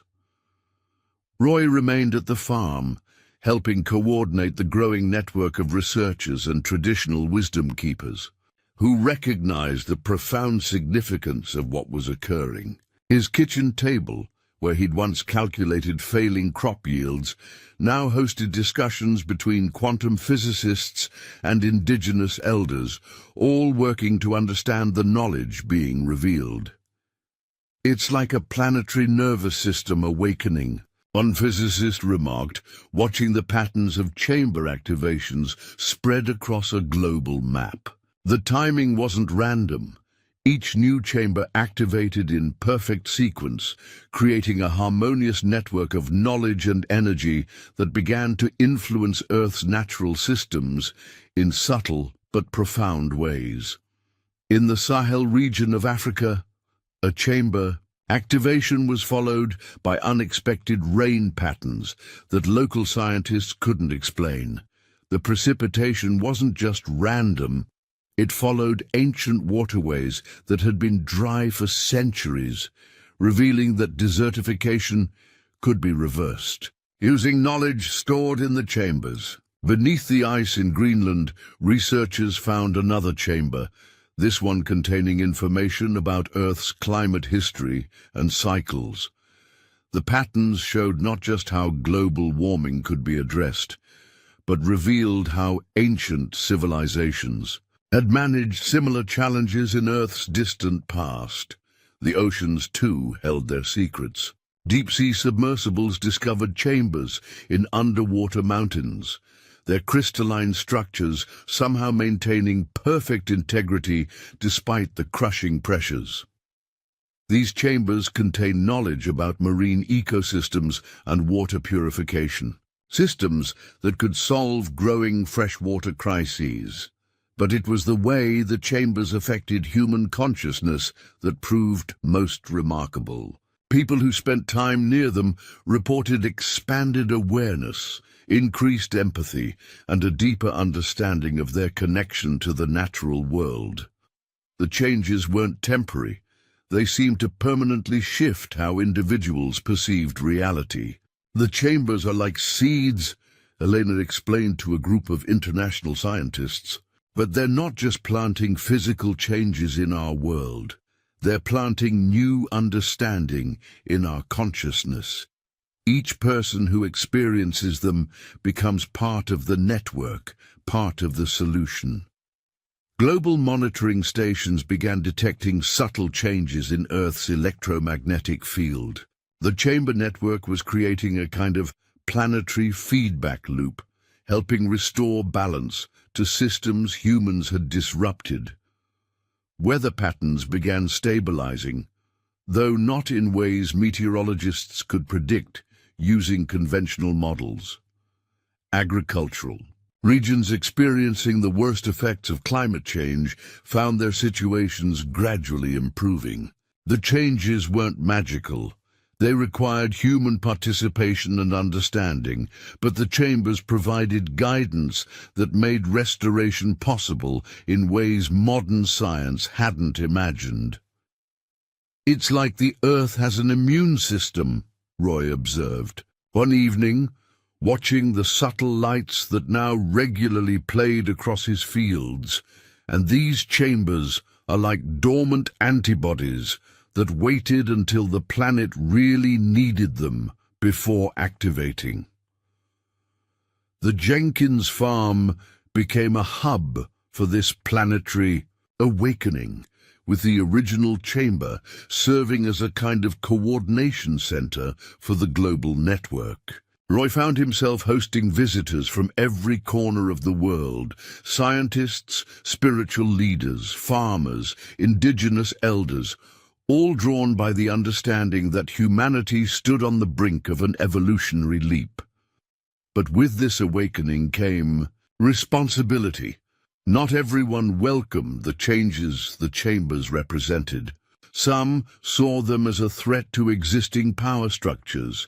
Others feared what such profound changes might mean for humanity's future. The next phase would prove crucial, learning to integrate this ancient wisdom with modern human society. As the number of activated chambers approached 100 worldwide, Elena received a message from the network that made her pause. The pattern suggested this was just the first phase of activation. Something larger was coming, a level of revelation that would challenge humanity's understanding even further. "Dad," she said, showing Roy the decoded message, I don't think we're even close to understanding the full scope of what these chambers are preparing us for." Roy looked out over his transformed fields, remembering his grandfather's words about some discoveries needing time to be understood. "Maybe that's the point," he replied. "Maybe we need to grow into each level of understanding before we're ready for the next." Not everyone welcomed the profound changes sweeping across the planet. As news of the chambers spread, resistance emerged from various quarters. Corporate agricultural giants saw their control over global food systems threatened by the new farming methods emerging from the chamber network. Energy companies scrambled to suppress information about the sustainable technologies being revealed. Some religious organizations declared the chambers a threat to their established doctrines. At the Jenkins farm, Roy and Elena found themselves dealing with an increasing number of unwanted visitors. News vans parked along their access road, while social media influencers tried to sneak onto the property for viral videos. More concerning were the corporate representatives who arrived with briefcases full of contracts and thinly veiled threats. "Mr. Jenkins," one particularly persistent executive from a major agricultural corporation said, "you have to understand your position. This kind of disruption to established agricultural systems could destabilize global markets. We are offering you a way to control the release of this information responsibly." Roy thought about his grandfather's words about knowledge that couldn't be controlled, only understood. "The chambers aren't a product to be marketed," he replied. "They're a birthright for all humanity." The corporate pushback took various forms. Teams of lawyers attempted to claim patent rights over the new agricultural techniques. Public relations firms launched campaigns questioning the safety and validity of the chamber-inspired methods. There were even attempts to introduce legislation requiring certification of any farming practices derived from chamber knowledge. But the resistance faced an insurmountable challenge. The chamber's effects couldn't be denied or contained. Farmers who adopted the new methods saw such dramatic improvements in their yields and soil health that word spread rapidly through agricultural communities worldwide. The changes were visible from satellite imagery. Green zones expanding in formerly barren regions, deserts blooming, dead zones in oceans beginning to recover. Elena found herself testifying before congressional committees, explaining why traditional regulatory frameworks couldn't apply to the chamber network. "You can't patent this knowledge any more than you could patent photosynthesis," she explained to skeptical legislators. "It's not a human invention. It's a natural system we're finally learning to understand." The scientific community was similarly divided. Some researchers approached the chambers with open minds, eager to understand the new paradigms they represented. Others dismissed the entire phenomenon, unable to accept findings that contradicted established theories. But as peer-reviewed studies began documenting the undeniable effects of chamber-inspired technologies, acceptance slowly grew. Most surprising was the response from indigenous communities worldwide. Rather than expressing shock at the chamber's existence, many tribal elders nodded knowingly. Their oral histories, it turned out, contained references to these underground networks of wisdom, though the knowledge had been preserved in metaphorical terms that only now made literal sense. "Our ancestors spoke of the Earth's dream centers," one Aboriginal elder explained during a visit to the Jenkins farm. "Places where the planet's wisdom could flow into human understanding. We have been waiting for them to awaken." The military-industrial complex posed another challenge. Despite Agent Simmons's efforts to promote understanding, some government agencies saw the chambers as potential weapons. There were attempts to forcibly seize control of chamber sites, but these invariably failed. The chambers simply went dormant when approached with hostile intent. "The chambers can't be weaponized," Elena explained during a classified briefing. "They operate on the principles of harmony and cooperation. Any attempt to use them for destruction simply causes them to shut down." As months passed, a pattern emerged in how people responded to the chamber's influence. Those who approached with open minds and genuine desire to understand found their consciousness expanded in remarkable ways.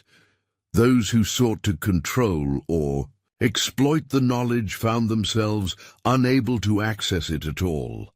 The corporate resistance gradually began to crumble as employees within these organizations experienced the chamber's effects for themselves. Whistleblowers emerged, revealing internal documents that showed how thoroughly the old power structures were failing to adapt to the new paradigm.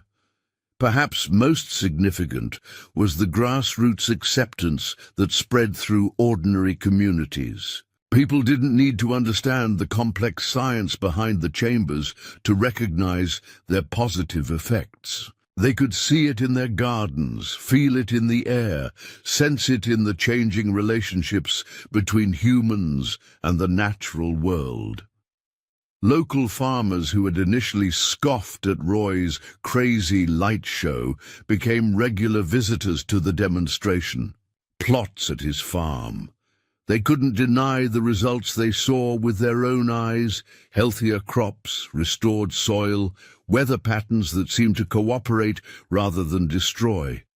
"It's like the land is alive again," one neighboring farmer remarked, running rich, dark soil through his fingers. "Like it's teaching us how to work with it instead of against it." As resistance gradually gave way to acceptance, Roy often thought about his grandfather's journey. The old man had carried the weight of knowing about the chambers alone, understanding that the world wasn't ready for their revelation. Now, as humanity faced unprecedented global challenges, that same knowledge was proving to be exactly what was needed. The timing wasn't random, Eleanor observed one evening, watching the sun set over their transformed fields. The chambers waited until we had enough global communication to share their knowledge, enough ecological crisis to need it, and enough technical understanding to begin grasping their principles. The chambers, it seemed, had their own wisdom about when and how their knowledge should be revealed. Those who fought against this natural unfolding found themselves increasingly isolated, while those who embraced it discovered possibilities they had never imagined. The changes wrought by the chambers weren't just global, they were profoundly personal for Roy Jenkins. The transformation was most visible in the little things. The stoop in his shoulders, worn from years of worry, had straightened. The deep lines of concern in his face had softened, replaced by expressions of wonder that reminded Elena of how he'd looked in her childhood. "You know what I miss least about the old days?" he said one morning as they walked the flourishing fields that had once been on the brink of failure. The fear, that constant knot in my stomach, wondering if this would be the year we'd lose it all. Elena understood. She'd undergone her own transformation. The rigidly scientific worldview she'd developed in academia had expanded to embrace mysteries her previous self would have dismissed. Her research papers, combining chamber insights with conventional science, were revolutionizing multiple fields simultaneously. "Mom would have loved this," Elena said softly, watching a group of local children participating in one of the farm's new educational programs. The kids were learning to communicate with plants using methods revealed by the chambers, techniques that blended biology, consciousness, and energy in ways that made perfect sense to their young, unopinionated minds. The Jenkins farm itself had become unrecognizable from its struggling past. The old grain silos now served as research towers, their surfaces covered in living sensors that monitored the health of the surrounding ecosystem. The abandoned equipment barn had been transformed into a community center, where farmers from around the world came to learn chamber-inspired agricultural techniques. But the most remarkable changes were happening in the local community. The same. Neighbors who had once watched Roy's failing farm with pity or judgment now gathered regularly to share in the abundance. The chamber's influence had awakened something dormant in the human spirit, a remembrance of how to live in harmony with the land and each other. Hank Peterson, Roy's oldest neighbor, had been among the first to embrace the changes. "Remember when I told you to sell the farm?" he laughed during one of the community gatherings. "Now my grandkids think I'm some kind of wizard because I can grow tomatoes that sing and corn that dances in the moonlight." The chamber's effects on human consciousness continued to unfold in unexpected ways. People who spent time near the network reported enhanced intuition, deeper empathy, and a natural understanding of ecological systems. Children born after the chamber's awakening showed particularly remarkable abilities to interact with the natural world. For Roy, one of the most profound changes was in how he perceived his family legacy. What had once felt like a burden, the struggling farm, the responsibility to preserve generations of work, now felt like a privilege. His grandfather's secret knowledge, carried so long in silence, had bloomed into something beyond anything the old man could have imagined. The chambers didn't just save the farm, Roy reflected one evening, sitting on his porch with Elena. They showed us what farming was always meant to be, a partnership with nature, not a battle against it. Elena's professional transformation had been equally dramatic.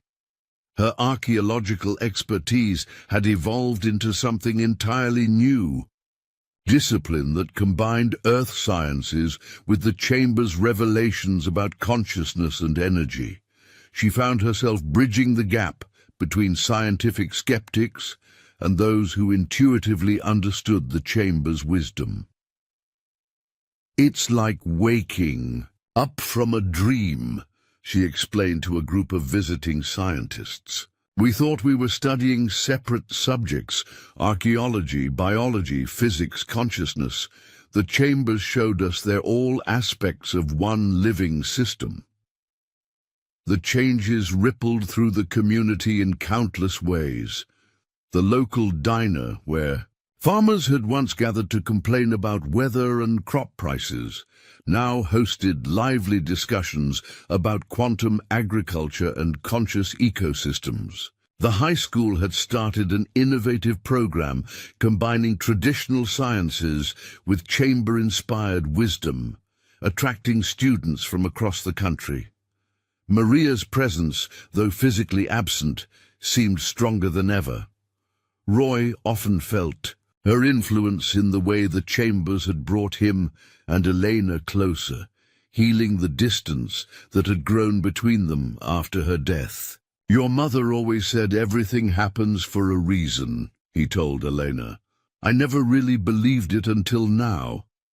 Even Agent Simmons, whose transformation from government enforcer to chamber advocate had surprised everyone, found himself changed in unexpected ways. "I used to think national security meant controlling information," he admitted. "Now I understand it means helping wisdom flow freely." The Jenkins farmhouse, once a place of solitude and worry, now buzzed with activity and purpose. Researchers, farmers, and wisdom seekers from around the world filled its rooms with multiple languages and perspectives. Roy had finally installed the new kitchen Maria had always wanted, though it served a purpose neither of them could have imagined. As a gathering place for people working to transform humanity's relationship with the Earth. As the first year, after the discovery drew to a close, Roy and Eleanor sat in the old family room, surrounded by his grandfather's journals and new research papers. The chamber network hummed beneath their feet, a constant reminder of the profound changes they'd witnessed and participated in.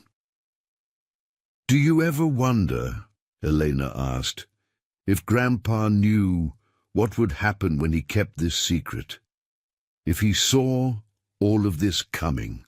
Roy picked up one of the old journals, its pages now perfectly clear in meaning, where they had once seemed cryptic. "I think he knew something wonderful was waiting to be discovered," he said. "But this—" He gestured to everything around them. The transformed farm, the global network, the new understanding spreading across humanity. This is beyond anything he could have imagined. Just like it's beyond anything we can imagine might come next.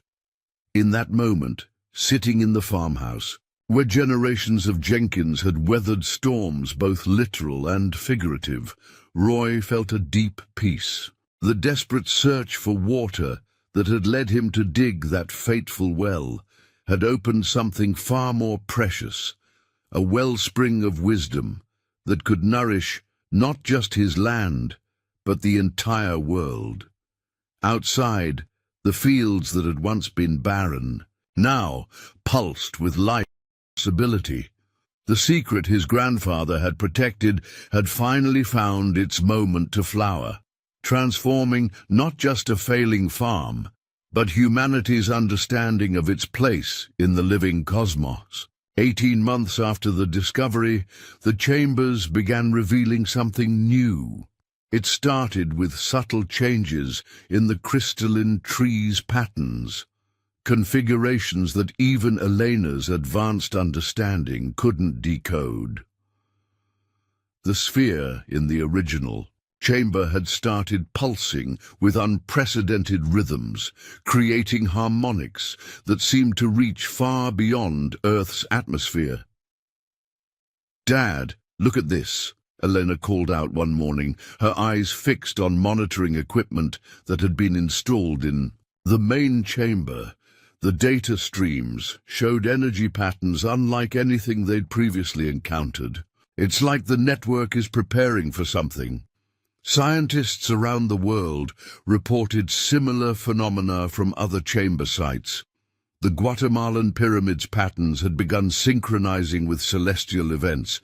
The underwater chambers were generating frequencies that marine mammals responded to in extraordinary ways. Something was building in the global network, a new level of activation that hinted at possibilities beyond their current understanding. "The patterns suggest some kind of communication," Elena explained during an emergency conference with international researchers. "But not just between chambers. It's like they're reaching outward, towards something we can't yet see." Roy had noticed changes in the farm's ecosystem as well.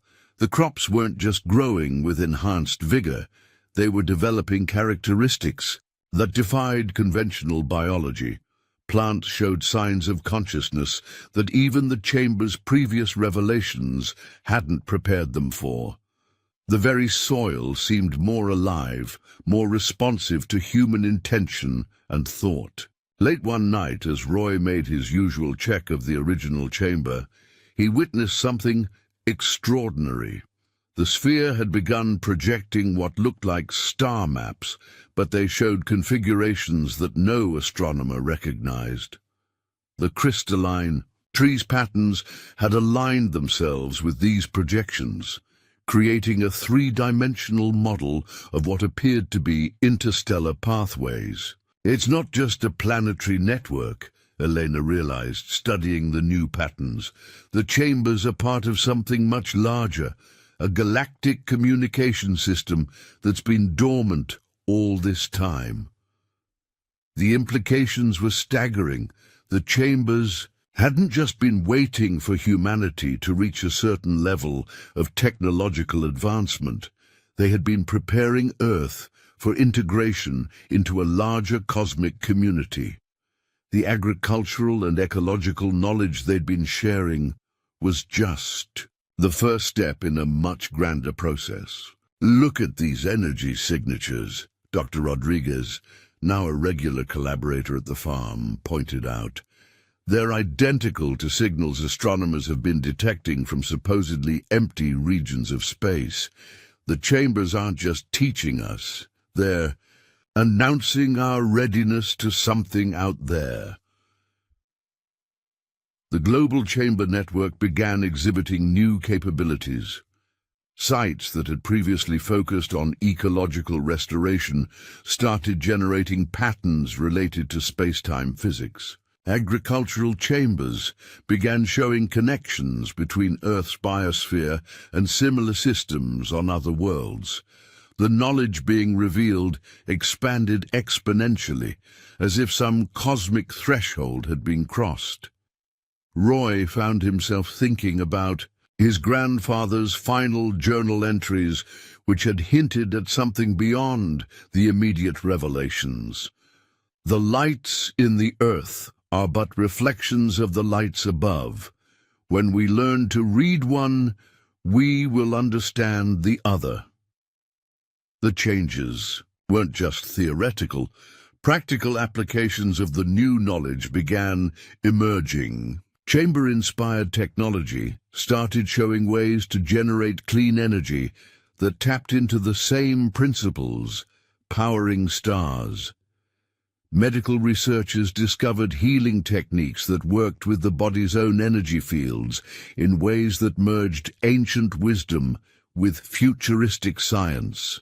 But perhaps most remarkably, the chambers began revealing new ways of perceiving reality itself. People working closely with the network reported experiences of consciousness that transcended ordinary space and time. The boundaries between individual awareness and universal understanding started to blur in structured, meaningful ways. "The chambers aren't just tools or teaching devices," Elena explained to a gathered group of scientists and spiritual leaders.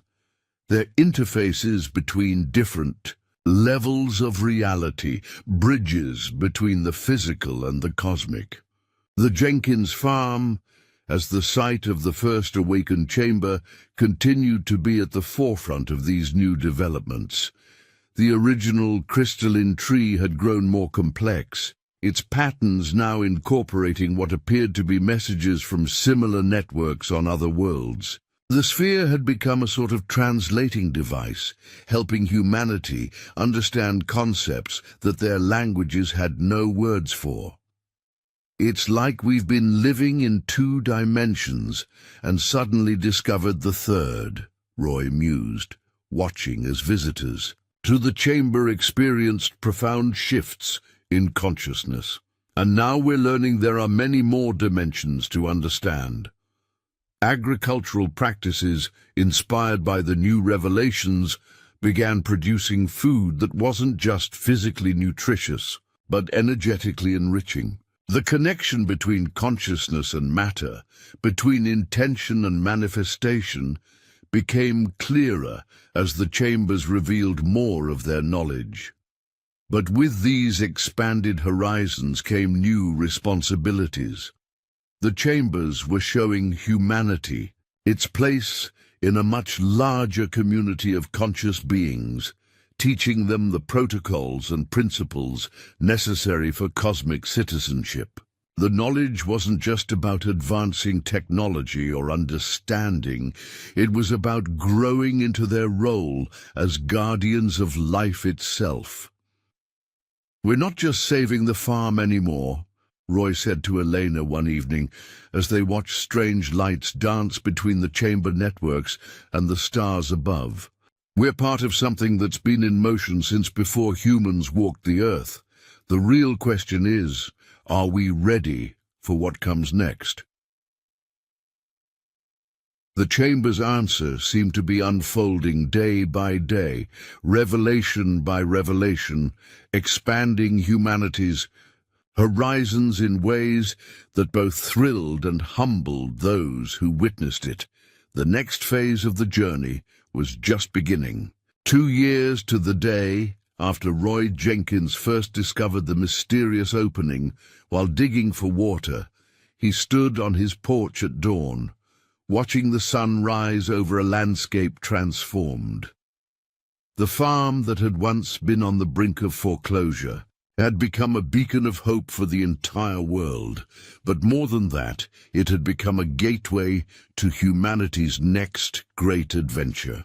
"Hard to believe it all started with a drought," Eleanor said, joining her father with their morning coffee, a ritual that now felt both ancient and new. The morning light caught the subtle energies flowing through their fields, creating patterns that reminded them of the crystalline tree's earliest teachings. The farm had become unrecognizable from its struggling past. Where withered crops once fought against drought, now flourished gardens that demonstrated the harmony between human consciousness and natural law.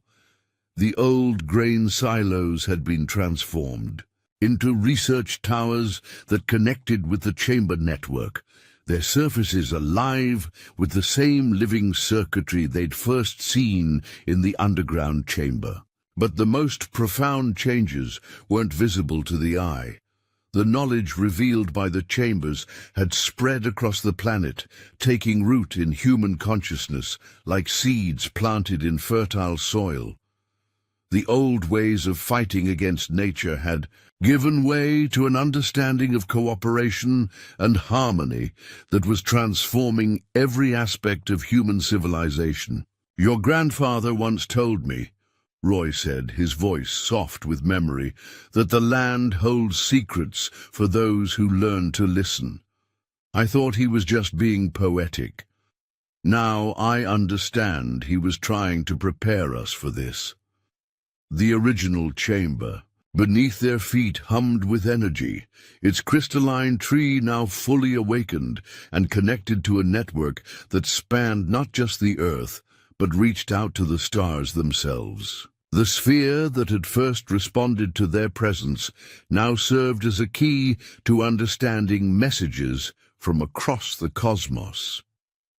In the distance, they could see groups of students arriving for the day's lessons at what had become known as the Jenkins Institute for Planetary Studies. Young people from around the world came to learn not just about advanced agriculture or ecological restoration, but about humanity's role in a much larger, universal community.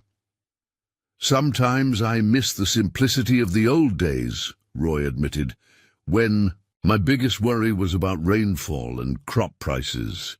He smiled, watching a group of children using chamber-taught techniques to communicate directly with plants. "But then I see things like that, and I remember this is what farming was always meant to be, nurturing life in all its forms." Elena nodded, reviewing data on her tablet that showed the Global Chamber Network's latest activities. "The chambers didn't just save our farm, Dad. They showed us that everything, farming, science, consciousness, even spirit, it's all part of one living system. We just needed to remember how to see it." As the morning progressed, visitors began arriving. Scientists, spiritual leaders, farmers and seekers from every corner of the globe. The Jenkins farm had become a pilgrimage site of sorts, but not in any traditional religious sense. It was a place where people came to understand their connection to the living universe, to learn from the wisdom that had waited patiently beneath. The earth for humanity, to be ready to receive it. The lonely farmer who had once faced losing everything had become a guardian of knowledge that was transforming the world. The daughter who had feared her father's stubborn attachment to the land had discovered that his instincts had been right all along. They just hadn't understood the true value of what they were protecting. "Your mother would have loved this," Roy said, watching the sunrise illuminate the thriving landscape. "She always said everything happens for a reason." They could see the subtle glow of the chamber network flowing beneath their feet, connecting their small farm in Oklahoma to similar sites around the world. But now they understood that these connections went far deeper than physical channels in the earth. They were part of an ancient system designed to help conscious beings remember their place in the cosmic dance of life. As another day began at what had once been just another struggling family farm, Roy Jenkins thought about the journey that had brought them here. The failing crops that had seemed like an ending had actually been a beginning. The mystery beneath. His fields hadn't just saved his farm. It had helped humanity remember its true purpose. "Ready for another day?" Elena asked, seeing more visitors approaching up the drive. Roy nodded, thinking of his grandfather's words about knowledge that could only be discovered, never taken. "You know what I've learned from all this," he said. "The greatest discoveries aren't the ones we make. They're the ones that reveal themselves when we're ready to understand them." The crystalline tree beneath their feet pulsed in harmony with his words, its ancient wisdom continuing to blow into a world that was finally learning to listen. That afternoon, as Roy guided a group of international agricultural ministers through the demonstration fields, something unprecedented began to happen. The subtle patterns of light that occasionally flickered through the soil suddenly intensified, creating luminous networks visible even in broad daylight. Similar phenomena were reported simultaneously from chamber sites worldwide. "It's starting," Eleanor's voice came urgently through Roy's earpiece. "The next phase, it's happening now." Roy excused himself and hurried to the main chamber entrance, where Elena and a team of researchers were already gathering. The sphere in the central chamber was rotating rapidly, its patterns flowing with such complexity that their monitoring equipment couldn't keep pace. The crystalline tree glowed with an intensity they'd never witnessed before, its branches extending new configurations toward the ceiling. "The energy signatures have changed completely," Dr. Rodriguez reported, his eyes fixed on readings that defied conventional understanding. "It's as if the entire network has shifted to a higher frequency." As they watched, the chamber ceiling began to transform. The metal that had sealed it for millennia became translucent, revealing not the earth above, but what appeared to be a window into space itself, stars, nebulae, and cosmic phenomena that shouldn't have been visible from underground. "It's not just a projection," Elena whispered, her scientific mind struggling to process what they were seeing.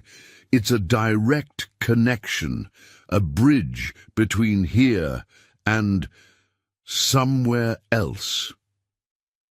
Through this cosmic window, they glimpsed what appeared to be other worlds, planets with landscapes both familiar and alien, some showing signs of life and conscious design that paralleled Earth's chambers, but with variations that spoke of different evolutionary paths. The sphere in the center of the chamber rose from its pedestal, hovering in mid-air as its patterns synchronized with the celestial display above. From it emanated a harmonious tone that resonated not just through the air, but through the consciousness of everyone present, a sound that somehow conveyed meaning beyond language. "They're reaching out," Elena said, her voice filled with wonder. "The chambers were never just about Earth. They're part of a vast network spanning multiple star systems. And now that we've learned to listen, they're introducing us to the larger community." Outside, above the Jenkins farm, and at chamber sites worldwide, the sky itself seemed to respond. Atmospheric phenomena appeared that defied meteorological explanation, luminous patterns forming and reforming, creating geometric shapes that mirrored the chamber symbols. Global monitoring systems detected unprecedented harmonic resonances in Earth's magnetic field, as if the planet itself was participating in a cosmic conversation. World leaders, scientists, and spiritual figures converged on the Jenkins farm in the days that followed, drawn by an intuitive understanding that humanity stood at a threshold moment in its evolution. The chambers weren't just revealing new knowledge, they were preparing Earth for contact with a broader cosmic civilization. "This isn't about aliens or invasion," Roy explained to a gathering of government officials who had arrived with questions about security and sovereignty. "It's about remembering that we've never been alone. The chambers are awakening memories of connections that have always existed, connections our ancestors might have understood, but that we've forgotten in our rush to conquer rather than commune." The crystalline trees at chamber sites worldwide continued their transformation, growing more complex and interconnected.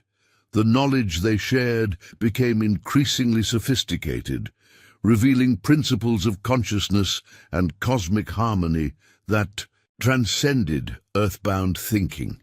But remarkably, these revelations didn't feel foreign or imposed. They resonated with an intuitive rightness, as if humanity was remembering rather than learning.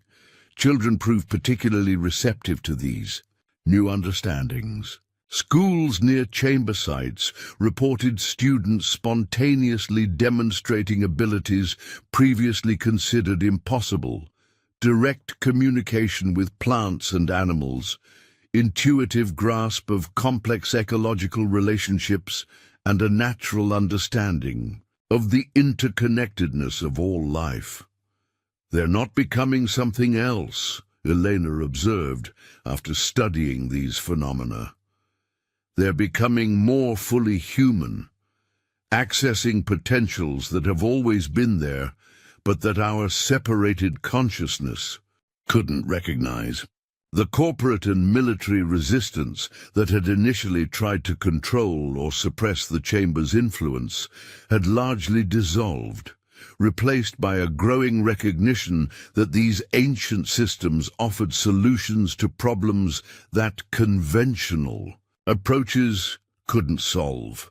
Even former opponents found themselves transformed by direct experience with the chambers, their perspective shifting from fear to wonder. 3 months into this new phase of activation, the crystalline tree in the original Jenkins chamber initiated something even more extraordinary. During a routine monitoring session, the cosmic window above suddenly expanded, and from it descended what could only be described as a being of light. Not solid or material in any conventional sense, but a coherent pattern of conscious energy that communicated through direct impression rather than language. Those present, including Roy and Eleanor, experienced not fear, but profound recognition, as if meeting a family member they'd forgotten they had. The being conveyed not just information, but a state of consciousness that allowed them to understand Earth's place in a vast network of evolving worlds, each at different stages of remembering their cosmic connections. "We have always been here," was the essence of the communication, "waiting for you to remember. The chambers are not gifts from outside, but keys to what lies within, the birthright of consciousness throughout the universe. The visitor showed them visions of Earth's potential future, not a predetermined path, but possibilities that would unfold based on the choices humanity made in this pivotal moment. They saw worlds where the harmonious principles revealed by the chambers had become the foundation for civilizations that had evolved beyond conflict and scarcity, where technology and consciousness had developed in balance with natural systems. This is not the first time Earth has approached this threshold, the being conveyed. Previous civilizations reached similar points of choice, but turned away, choosing separation over connection, dominance over harmony. The chambers have waited through these cycles, preserving knowledge for when humanity was ready to choose differently. When the luminous visitor departed, it left behind not just memories, but a permanent transformation in those who had witnessed its presence. Their consciousness had been gently expanded, allowing them to serve as bridges between conventional human understanding and the cosmic awareness the chambers were nurturing. Word of this contact spread rapidly, not through sensationalist headlines or government announcements, but through a subtle shift in collective consciousness that seemed to ripple outward from the chamber sites. People worldwide reported dreams and intuitions that aligned with the chamber's teachings, as if Earth itself was participating in awakening humanity's cosmic memory. The Jenkins Farm, once a struggling patch of Oklahoma soil fighting against drought, had become the nexus of humanity's most profound transformation. Farmers who had once focused solely on extracting crops from reluctant earth now found themselves at the forefront of understanding how consciousness and matter intertwine, how intention, attention, and love could literally reshape physical reality when aligned with the patterns the chambers revealed. "You know what amazes me most?" Roy said to Elena one evening as they watched the stars above their farm shimmer with new meaning. How something so cosmic could ultimately be so practical. These universal principles actually work better for growing food than all our modern methods. Elena smiled, her scientific mind now comfortable with mysteries that would have once demanded skeptical rejection. That's because they're not separate. The most universal truths are also the most immediately useful. That's how we know they're real. The chambers continued their patient work of awakening, each individual who experienced them becoming a seed of transformation in their own community. Gradually, human systems began to reorganize around principles of harmony and interconnection, rather than competition and domination. Economics, governance, education, and healthcare all began evolutionary shifts toward models that recognized the living interdependence of all things. But perhaps the most profound change was in humanity's sense of purpose. The existential angst that had haunted modern consciousness, the sense of being accidental, beings on an insignificant planet in a meaningless universe, gave way to a recognition of belonging to something vast and purposeful, not imposed by an external authority, but emerging from the inherent nature of consciousness itself. 5 years after Roy's desperate attempt to find water revealed the first chamber, he stood with Elena on a hilltop overlooking what had once been their struggling farm. Below them stretched what many now called the New Garden, a living laboratory where the principles revealed by the chambers were demonstrated in flourishing ecosystems that produced abundance beyond anything conventional agriculture had imagined possible. The crystalline networks were now visible above ground as well, their luminous patterns flowing through soil, plants, water, and air, a tangible manifestation of the consciousness that connected all living things. Similar networks had emerged at chamber sites worldwide, gradually merging into a planetary system that ancient texts had sometimes called the flowers of life or the rivers of wisdom. What had begun as a desperate farmer digging for water had flowered into humanity's reconnection with its cosmic heritage. The chambers had revealed that Earth was not just a physical planet, but a conscious entity, one node in a vast network of evolving worlds, each with their own unique expression of the universal patterns. "Do you think this is what Grandpa glimpsed?" Elena asked, watching children from around the world playing in fields where crops grew in harmonious patterns that mirrored the stars. "Is this what he was trying to protect until we were ready?" Roy thought about the simple farmer who had written those cryptic journal entries decades ago, who had carried the secret of what lay beneath their land. "I think he caught a glimpse of the first light of dawn," he said, "and knew that someday the full day would break. He just couldn't have imagined how beautiful the sunrise would be."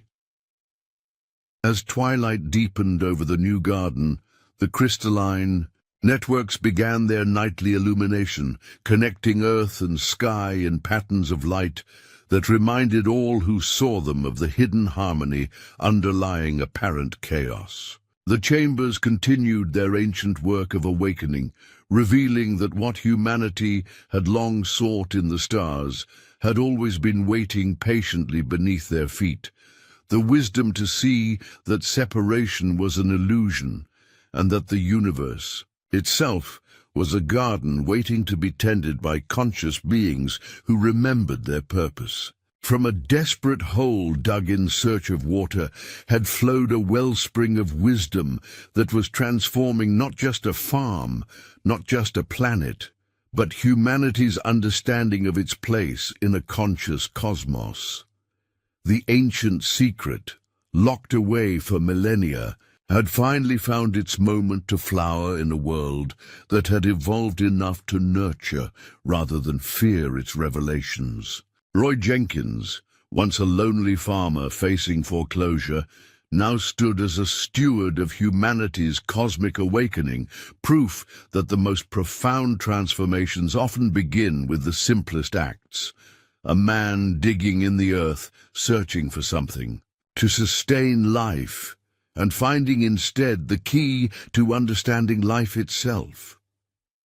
As night fell completely, the stars above and the luminous networks below pulsed in perfect harmony, reminding all who witnessed it that they were never truly alone, that the universe itself was a single living system learning to know itself through billions of eyes, including their own. From failure had come renewal, from desperation, discovery, from a simple farm in Oklahoma, a new understanding of humanity's cosmic heritage.